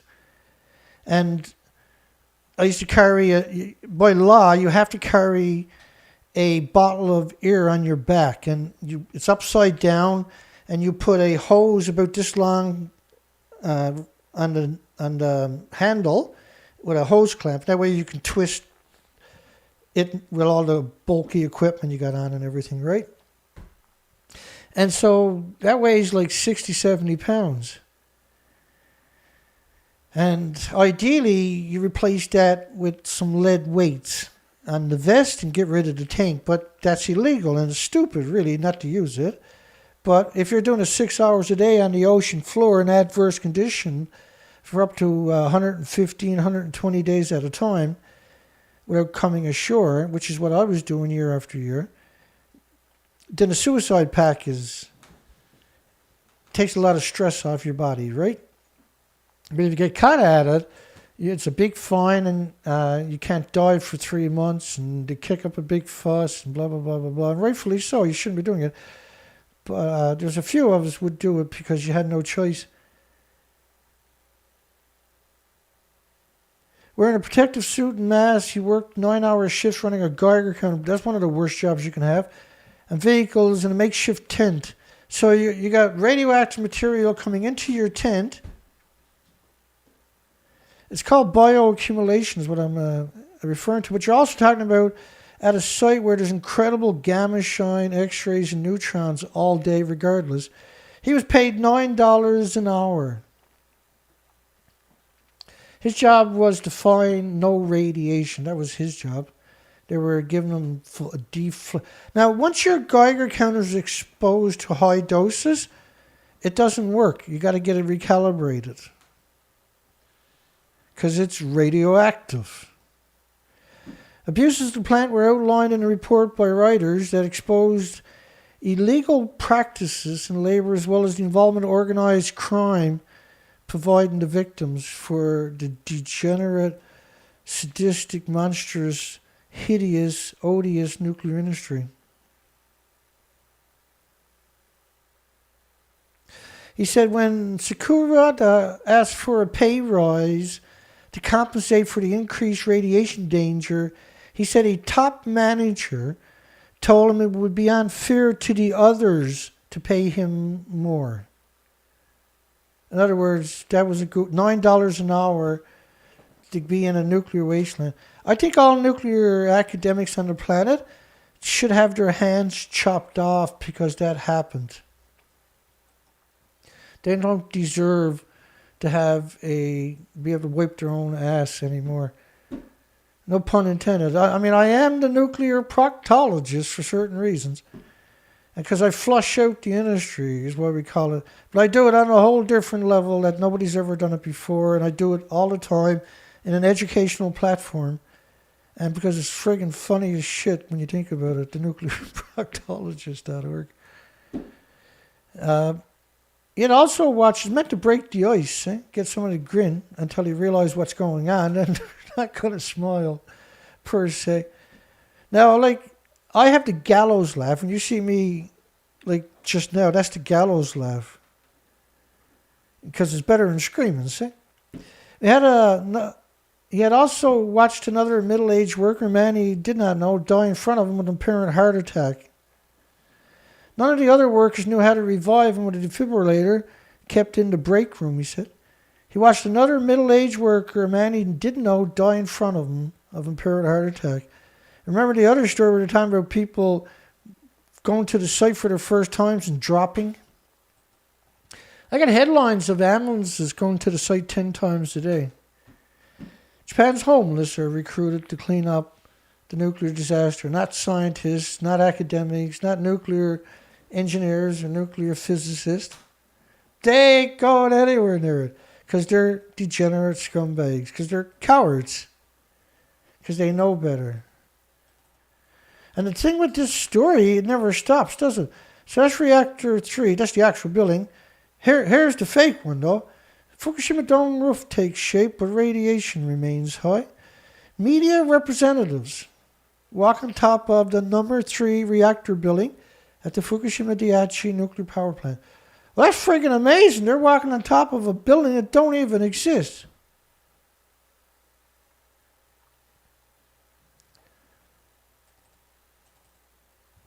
Where a huge dome is constructed over the pool for the spent nuclear fuel.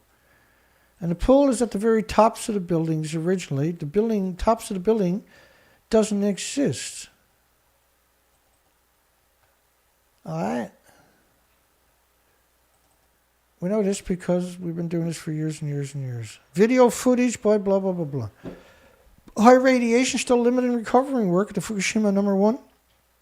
In stark reality, reporters saw firsthand when they observed efforts to remove the risk factors there.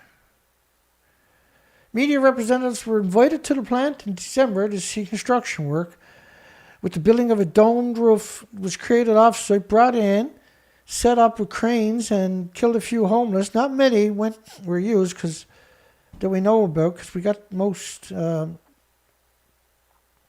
really don't know. However, they were only allowed to stay on top of the roof for 20 minutes due to high radiation. This is the official picture inside the building. That's me frigging around over there. No, I'm not there. No, I didn't get hurt. You wouldn't get me near that place. I'm like anybody else. You can't justify getting a lethal dose. It was being put together directly above the missing fuel pool. The original roof of Reactor 3 building was severely damaged by an explosion. Spent fuel still remains in the storage pool located on the top floor of reactors number 1, 2, and 3, they're saying. Well, it can't be on the top floor of a building that don't exist, because that's where those 2 pools up top got decades of reactor cores because you don't have a repository anywhere. Plans call for the removal of the spent fuel first from the number 3 reactor building, which was supposed to be the last one they were supposed to look at because it was the mixed oxide fuel site, which is where they use reclaimed uranium plutonium from La Hague in France, which, by the way, has 500 security guards, and from Sellafield, United Kingdom. The dome will help prevent the spread of radioactive material. By proxy, the dome will now become saturated with airborne radioactive material, and you can never go inside of it immediately, ever. And now they're claiming 566 fuel rods. Fuel rods. Okay. And they're claiming the fuel pool is intact. So 566 divided by, we'll downplay it and say 80 in an assembly. It's actually 100. And that's 7 assemblies. So they're saying there's only 7 assemblies in the fuel pool of Reactor 3. Of the 2 fuel pools at the top of Reactor 3 that doesn't exist, these things had, the whole building was around 3,650 assemblies. But they're saying there's only 7. 566 fuel rods. This is what I mean. Like, the industry keeps dropping these numbers every year. They're less and less. Till they only got to go get a 5-gallon bucket full in 20 years' time, probably. Plans call for the removal of the spent fuel from the number 3 building to begin in the middle of next fiscal year. Internal radiation exposure levels were measured. That's not the one. Were measured before media representatives, also known as mass murderers, headed to the number 3 reactor building. And levels were 0.1 millisieverts per hour, close to multiple nuclear meltdowns, yeah? But chimneys were around 25 sieverts, lethal dose. If you stayed there for a couple of minutes, 2 minutes, you died 20 minutes later. Stay there for a minute, you died that night. Your organs start to melt and they don't stop. An elevator installed in the scaffolding next to the reactor building took the media, the vicious, scum, degenerate representatives to the roof, which, of course, is simply not true. The south of the number 3 reactor building stands number 4, from where all the spent nuclear fuel had been removed. We already covered that, of course. And the claim they got, these people all done it, pretended they got the fuel from the building at 100 feet above the wreckage, where it doesn't even physically exist. Typical officials caution media representatives about standing too long right next to the storage pool. It's revolting, isn't it? Which could be seen located about 6 meters below the roof, 18 feet below the roof. The structure they put there was 170 feet tall, by the way. Radiation levels near the pool at 0.68 millisieverts per hour. First off, the building don't have any pools. While there was a major improvement from the 800 millisieverts, which is 800,000 microsieverts, which is almost a sievert, per hour recorded in immediate aftermath of a nuclear accident close to 7 years ago, still too high to allow for a stay of longer than 20 minutes. You can't, there's no pool for starters. You can't stay anywhere near the building for 20 minutes, let alone go up on top of the wreckage. You can't survive that proximity to gamma, X-rays, and neutrons. We got to stop these sorts of reports coming out because they're upsetting the Japanese population, says Jerry Thomas of the Imperial College of London. It was a nuclear explosion in Reactor 3. I believe the fuel rods were blown out of the spent fuel pool. Let's have a look at it. Yeah, looks like a fuel pools are falling out of the sky, Dana. I know. So when you look at it, there is no pools, there is no reactors. They built the structure, off-site brought it in, had a frame around it, doesn't physically touch it. So you don't think they're killing the ocean, see? It's one of the stupidest pictures you're ever going to see. Somebody in a paper suit headed towards the skeleton of Reactor 3. That's not true. That's Photoshop. That's a death. In a paper suit, that's a death sentence.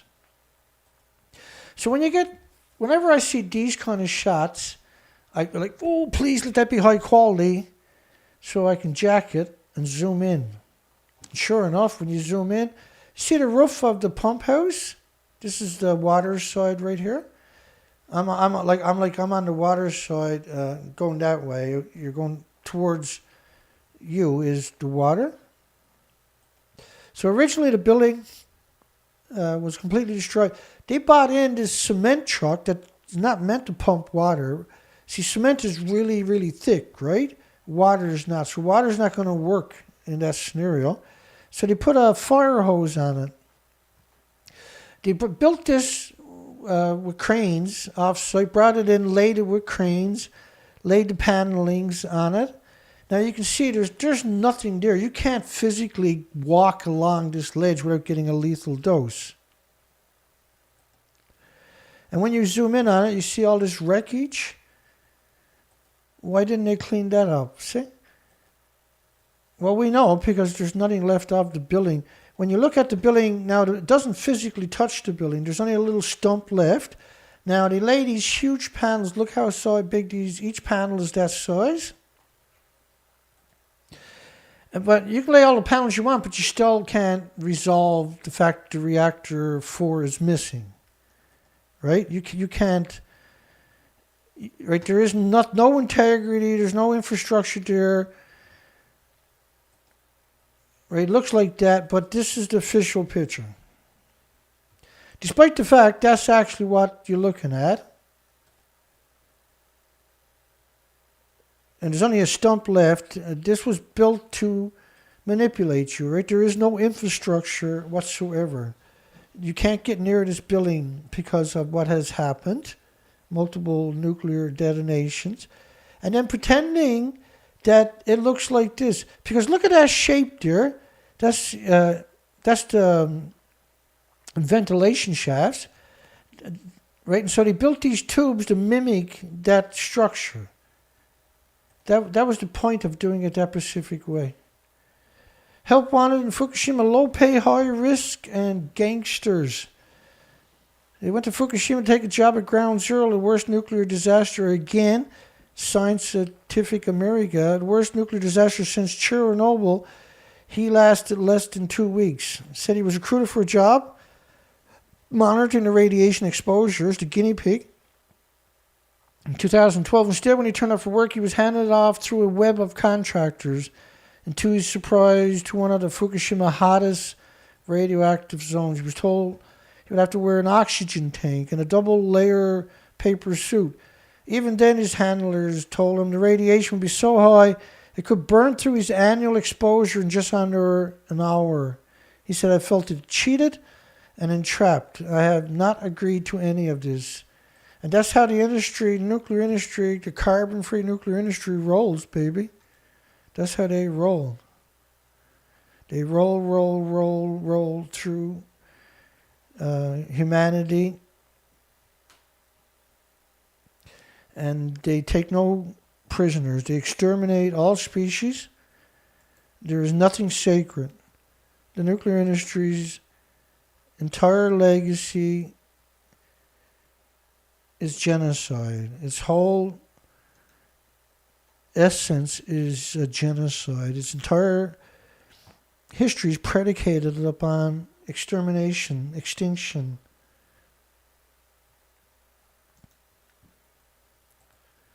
It can't look like that when it looks like this. That's the official picture, and that's the official picture. When you look at these original pictures after the accident, you got to take into context of how lethal this stuff actually is in this capacity. How this building is 190 feet high, 150 feet wide, and to cause that kind of damage because it's reinforced. Those pillars you're looking at, you can actually get up on those pillars with a SUV, a big 4x4, 1-ton truck, and maneuver your vehicle and turn around. That's how big those cement pillars actually are. They're huge. So to cause this complete and 100% unequivocal destruction,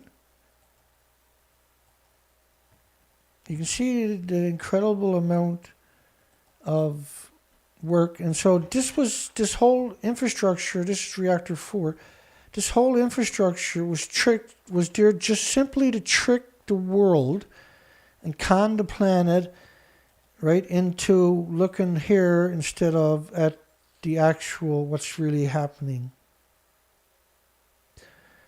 And so it's destroyed almost all the way to the ground visibly, because when you look over in the corner, you see the guts are hanging out of it over in the corner. Right, like I'm referring to that corner in particular. There's 4 sides to this building. All 4 sides are destroyed. And we've shown you all 4 sides many times tonight. So they built the structure over it. We count the tanks. There's not 1,000 or 750. You can't fill the tanks up. There's lethal doses. This is allegedly the International Atomic Energy Agency coming out of Reactor 4. This is kooky as it gets, by the way. Now, you see the destruction, how low it is over in that corner? Because that tells the story. There is nothing, there can't be nothing left of integrity in the building when it's destroyed all the way to the ground. There really can't. This is a lethal dose. Now, you're in paper suits. This is absurdness. We always see these pictures. First off, paper suits tear really easy. They allegedly burn 7,000 of these every day. I've never seen a dirty paper suit. I've never seen one with a tear or duct tape on it. Not a single time in all these years. It's the research shows us. Now we have a species dying off down here currently going on. It's not going to slow down for any time in the near future, I'm sure. And it's winter, still winter, but it's kind of springish here now where the temperatures are starting to come up a little bit. We want to go down and look for the dead species, the dead 2 different types of birds, common murres and a little ox. Common murres like capelin and squid and anchovies and small herrings and small sandfish, anything under, say, 8-10 inches. Whereas the little ox are the completely different spectrum of the food chain. They eat the microscopic world, maybe little tiny itty-bitty crustaceans, But generally the microscopic phytoplankton, small algae, stuff like this, and if they're starving at both spectrums of the food chain, now they also bizarrely admitted that the storm petrels are missing, which is the question I've been raising for the last several years, because we have the world's biggest colony here, and they stay here for quite long, for several months, breeding on a protected island, but you can go out and drive around it. And I went there each time before daylight, so you would catch them coming back, because they're nocturnal when they're feeding. They live on the ocean 7-8 months straight each year, 8-9 months without coming ashore, and they come ashore for it. And so you see these random pictures of people walking. Yeah, because they exterminated lots of homeless and destitute and victims of society and the immigrants who don't speak the language. And so when you see this wreckage, that's a remote control wrecker up there they were used for disassembling. Over to your left over there, you can see the top of reactor, the remains of reactor 4. I'll get it out of the way.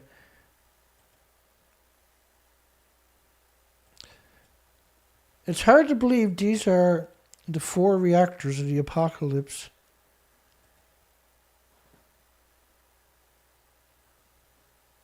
It's amazing. So on the back of it, you can see wrecked right to the ground.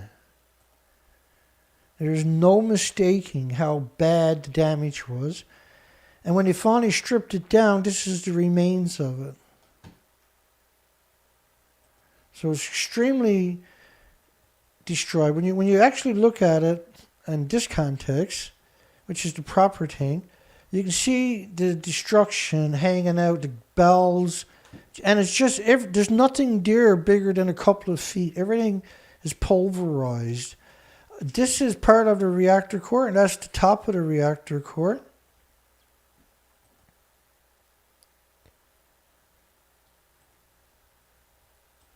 And up here is the bottom part of the reactor core, top part of the reactor core, bottom part of the reactor core, and this is supposed to be on top of it. The reactor core, they were changing the fuel, which meant 2/3 of the fuel was still in the reactor core. But on top of that, at the top of the building that doesn't exist anymore were decades of reactor cores, and they are missing.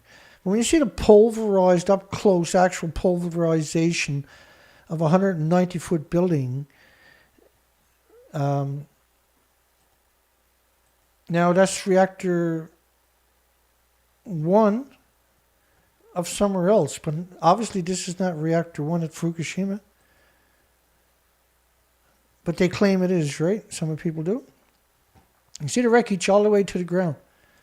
So that fable, what I showed you tonight, and that's the remains of reactor 2. This is where they're building the Kevlar sarcophagus around it that they kept there for about 5 years. You can see why, right? Because this is completely destroyed. They brought the pump truck in there to convince people that it wasn't. It was strictly show and tell. It was strictly show and tell. You can see everything is pulverized. Everything is completely... And you can imagine what kind of explosion that was. My goodness. That's the stump of reactor 3. And that's lethal doses. This is why you don't see people down there in any of these pictures, because that's lethal doses. They built the structures to trick and deceive people, and they did. But the world has to wake up and deal with what's happening. We can't pretend this didn't happen so that a handful of corporations can get some extra shareholders. I mean, it's so evil to pretend that this didn't happen. The consequences are an extinction event for the species. That's the problem with lies of this magnitude. Utter and complete destruction. And when you see this side here, like I showed you the back side earlier, there's nothing, there's no integrity. So when you have an earthquake down there, this is what you're worried about. It's going to start a chain reaction again. We have alternative for storage, pumped hydro. There's 500,000 places worldwide that were natural spots that were easily discovered through the software that were applicable to pump storage. So your wind, your excess. So how would you do renewable energy? You need 6 entities. You needed wind and solar, backed up by geothermal, which is 24 hours a day of energy guaranteed, and tidal power, which is 24 hours a day guaranteed. You back that up with pumped hydro storage, which is what you're looking at, and compressed air storage, where you dig a big mine shaft and you compress air down to about 120 psi. And they actually come up with a technique now where, because you create a lot of heat, where they're able to store the heat, and when they want to expand the air again, they can release the heat. And they can hold the heat for up to 2 weeks. That's the solution. That's a 100% solution. But if you use all 6 of them, that's the end of coal, gas, oil, complete. In fact, the United States is doing an experiment with exactly that compressed air storage, with a 50-year shelf life, no toxic materials, and will handle 400 megawatts electricity for 8 hours, so that's peak power, which is in comparison of size, physical size, to California's largest fuel power plants. But it's irrelevant because you got to have it. You got to put up with it no matter how big it is, because you can't have small per se, right?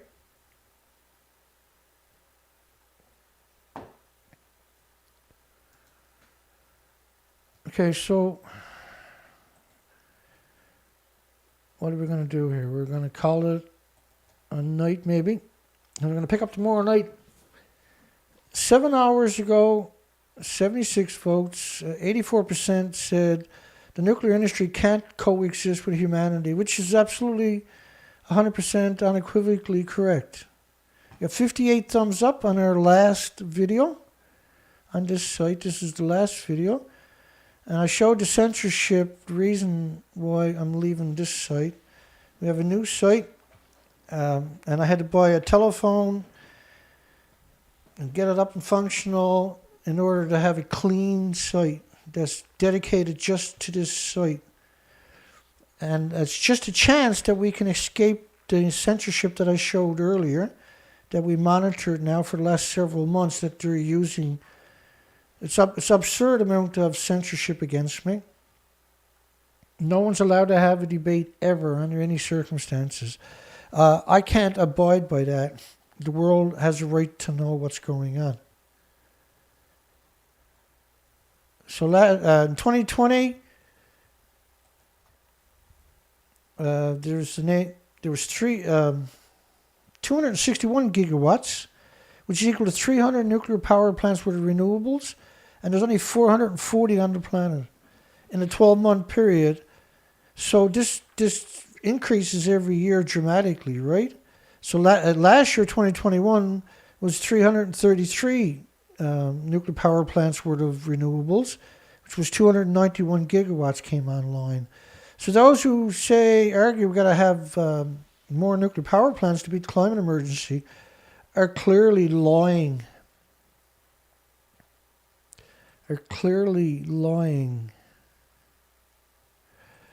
Yeah, it's a little bit scary. I'm going to a new site. You can find links to it. I'll show you one more time. To my new site.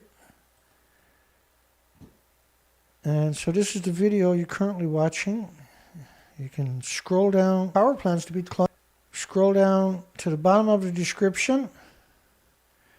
And this link right here at the very bottom. And I'm going to put in my new site on that after the show. You click that, and that takes you to my new site where I have 24 amazing subscribers.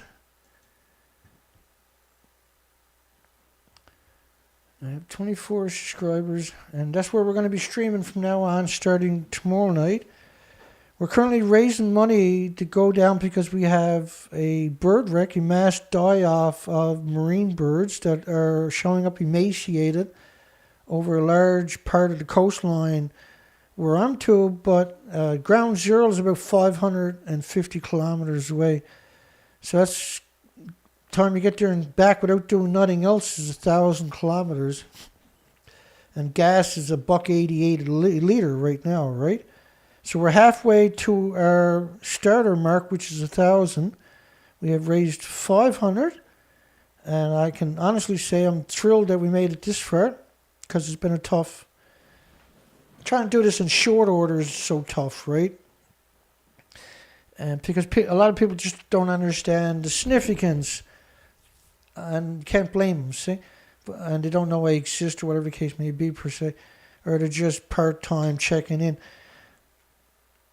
And that's the problem, not having the reserve kicking around, right? To be able to, which is okay in one sense, as long as you can raise the money and actually get down there and physically see it yourself. The idea is to bring the boat down.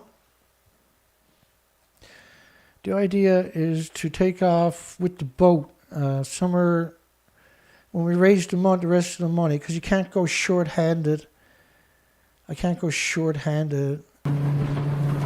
That's the boat we'll be taking down, and this is last summer. That's last summer or something like that. I forgot to clean all my windows. So that's that island anyway. I'll be heading back. So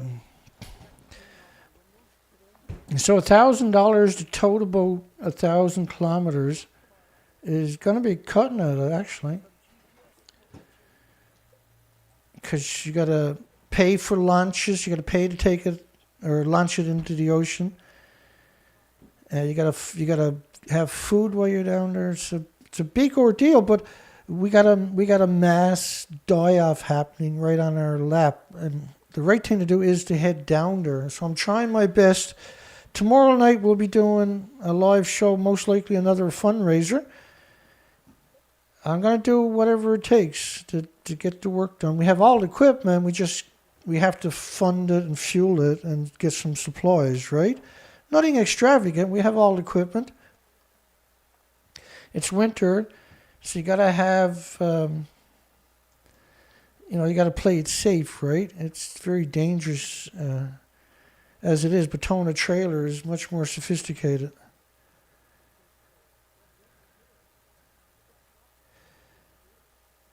Yeah,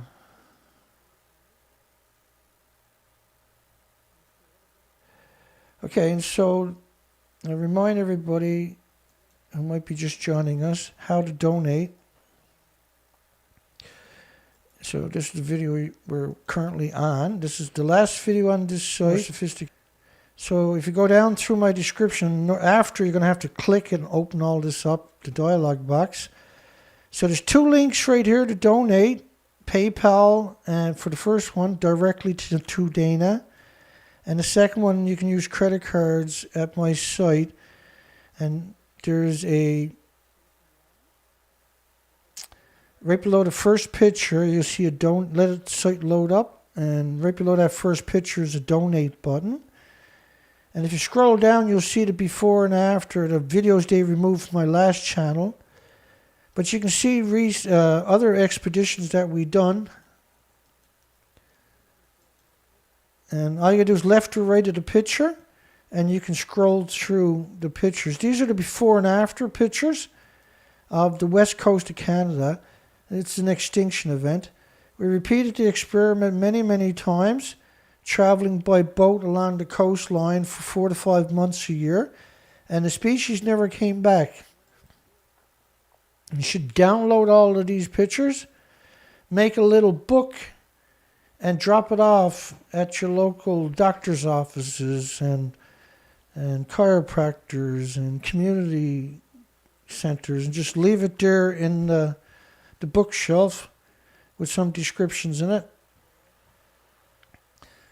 And you can donate to this current expedition by clicking on the donate button there, or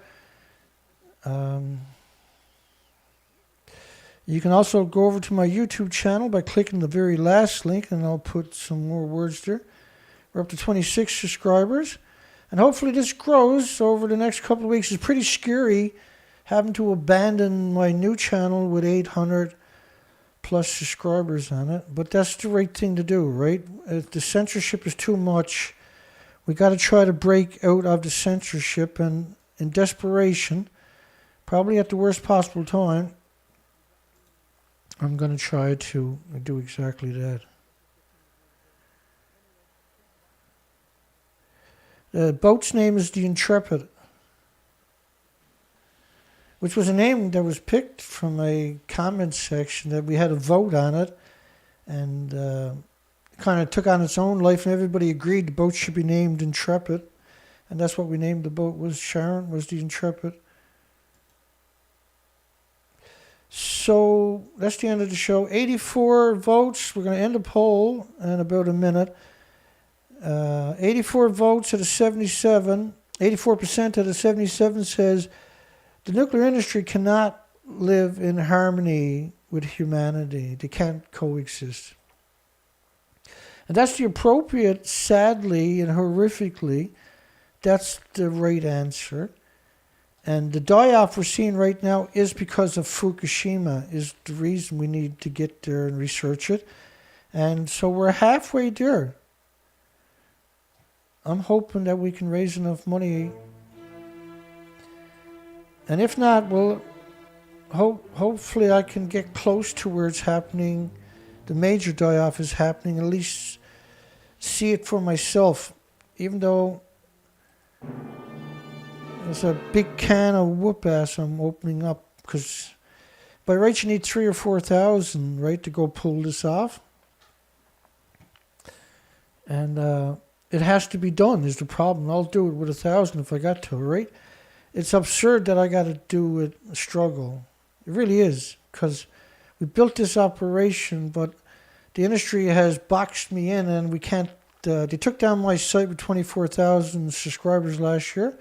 Well, I was out looking for spiders that are missing. The whole story is complicated in the context. It takes a while to tell the story. But it's not complicated. The truth is not complicated. Let's come in and say goodnight to everybody. The final show on this channel. We're going to end the poll first. Goodbye, poll. That was a great poll, by the way. We've done really good, I thought. Yeah, thanks, Dana. I'll hook you up, monitor. Once I see you at my site. I was trying to figure out how to import you over there, but I couldn't do it. So once it sees you there, I'll click on you, make you a moderator over there. Albert, Port Angeles, Turkey Sue, Andrew B, Stephen Young, thank you everybody.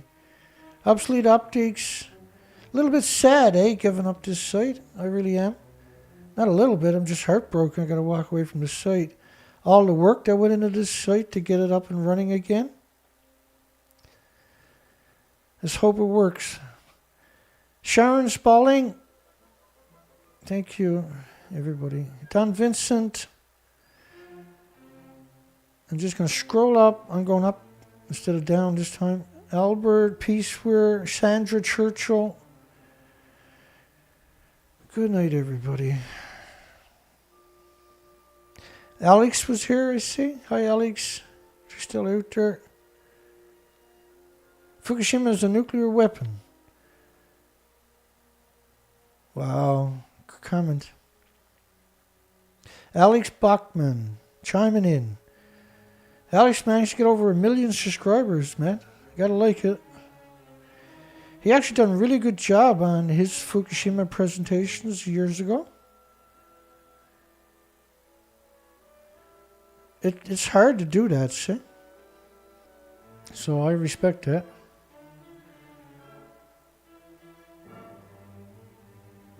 Good night, everyone. And good night to everyone who's watching this later. Come on over to my new site. The links are below. Pendulum, Kevin Blanche, Darlene. Good night, everyone. We'll see everybody on the news site from here on out. Nirad, Uloft, I'm sure people will eventually find me, and we'll get that site even better. Because this one was going nowhere. They 100% got me boxed in. I got no choice but to try to break free, and I'll suffer for doing it, but long term the world might be better off. Richard, Brandon, Jeff Poor, we had lots of people like them. Zach Holland. Yeah. James Lucid, thank you again, James. Marjorie Vincent, hi Marge. Robert.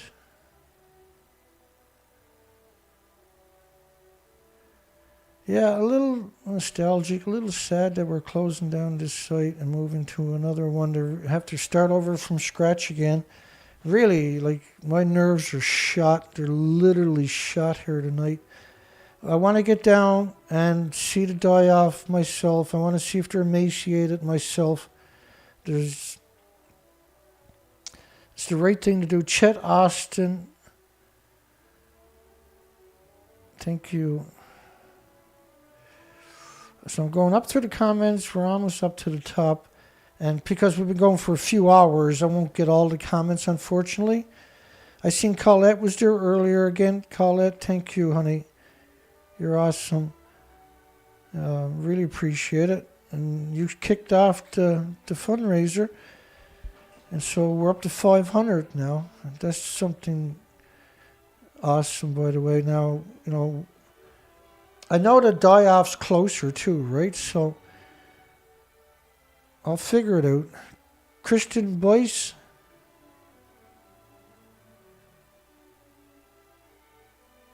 Shane Clark. Ayers.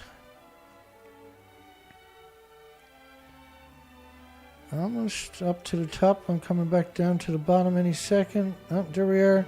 Angelica. I should have 5 million subscribers, she says. Dana says donkeys gets more views than I do. Which is true. That's so sad, eh? SCH.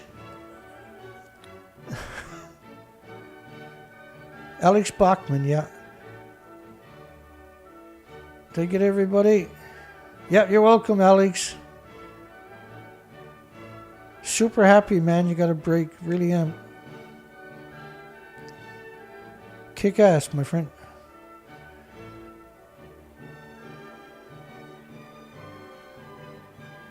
Chad.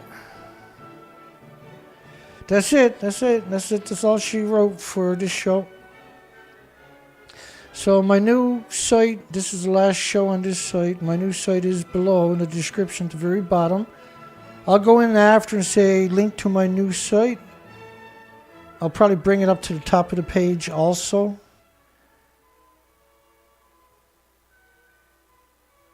So people can find it, because this is the last video on this site. And so we've been running hard here tonight for 3 hours and 10 minutes. Oh my God. It just, where does it go, right? Where the frig did 3 hours just go to? Oh my God. I feel guilty, see, you know, because I can go for 7, 8 hours, but you won't have the voice lift after 7 or 8 hours. I usually choke out at about 2.5 hours. My voice starts giving up the ghost.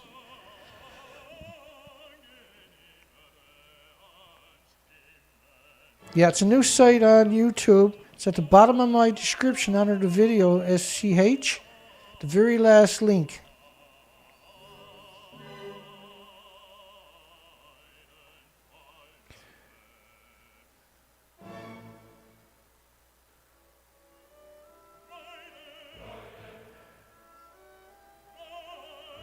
Andrew, good night, Andrew. That's it. I think we got it. I'll double check before we give it up.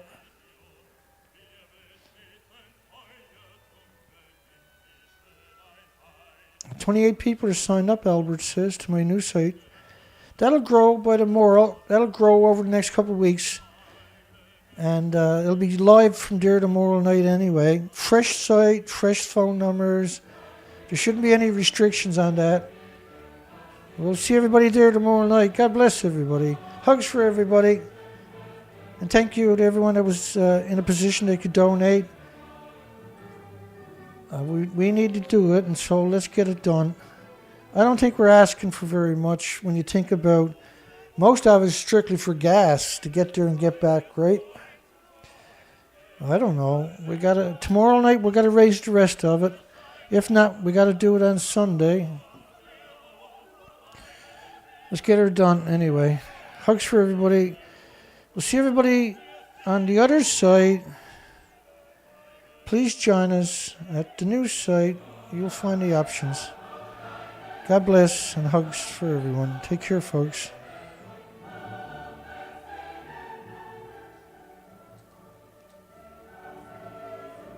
Thank you, ComC. You're welcome.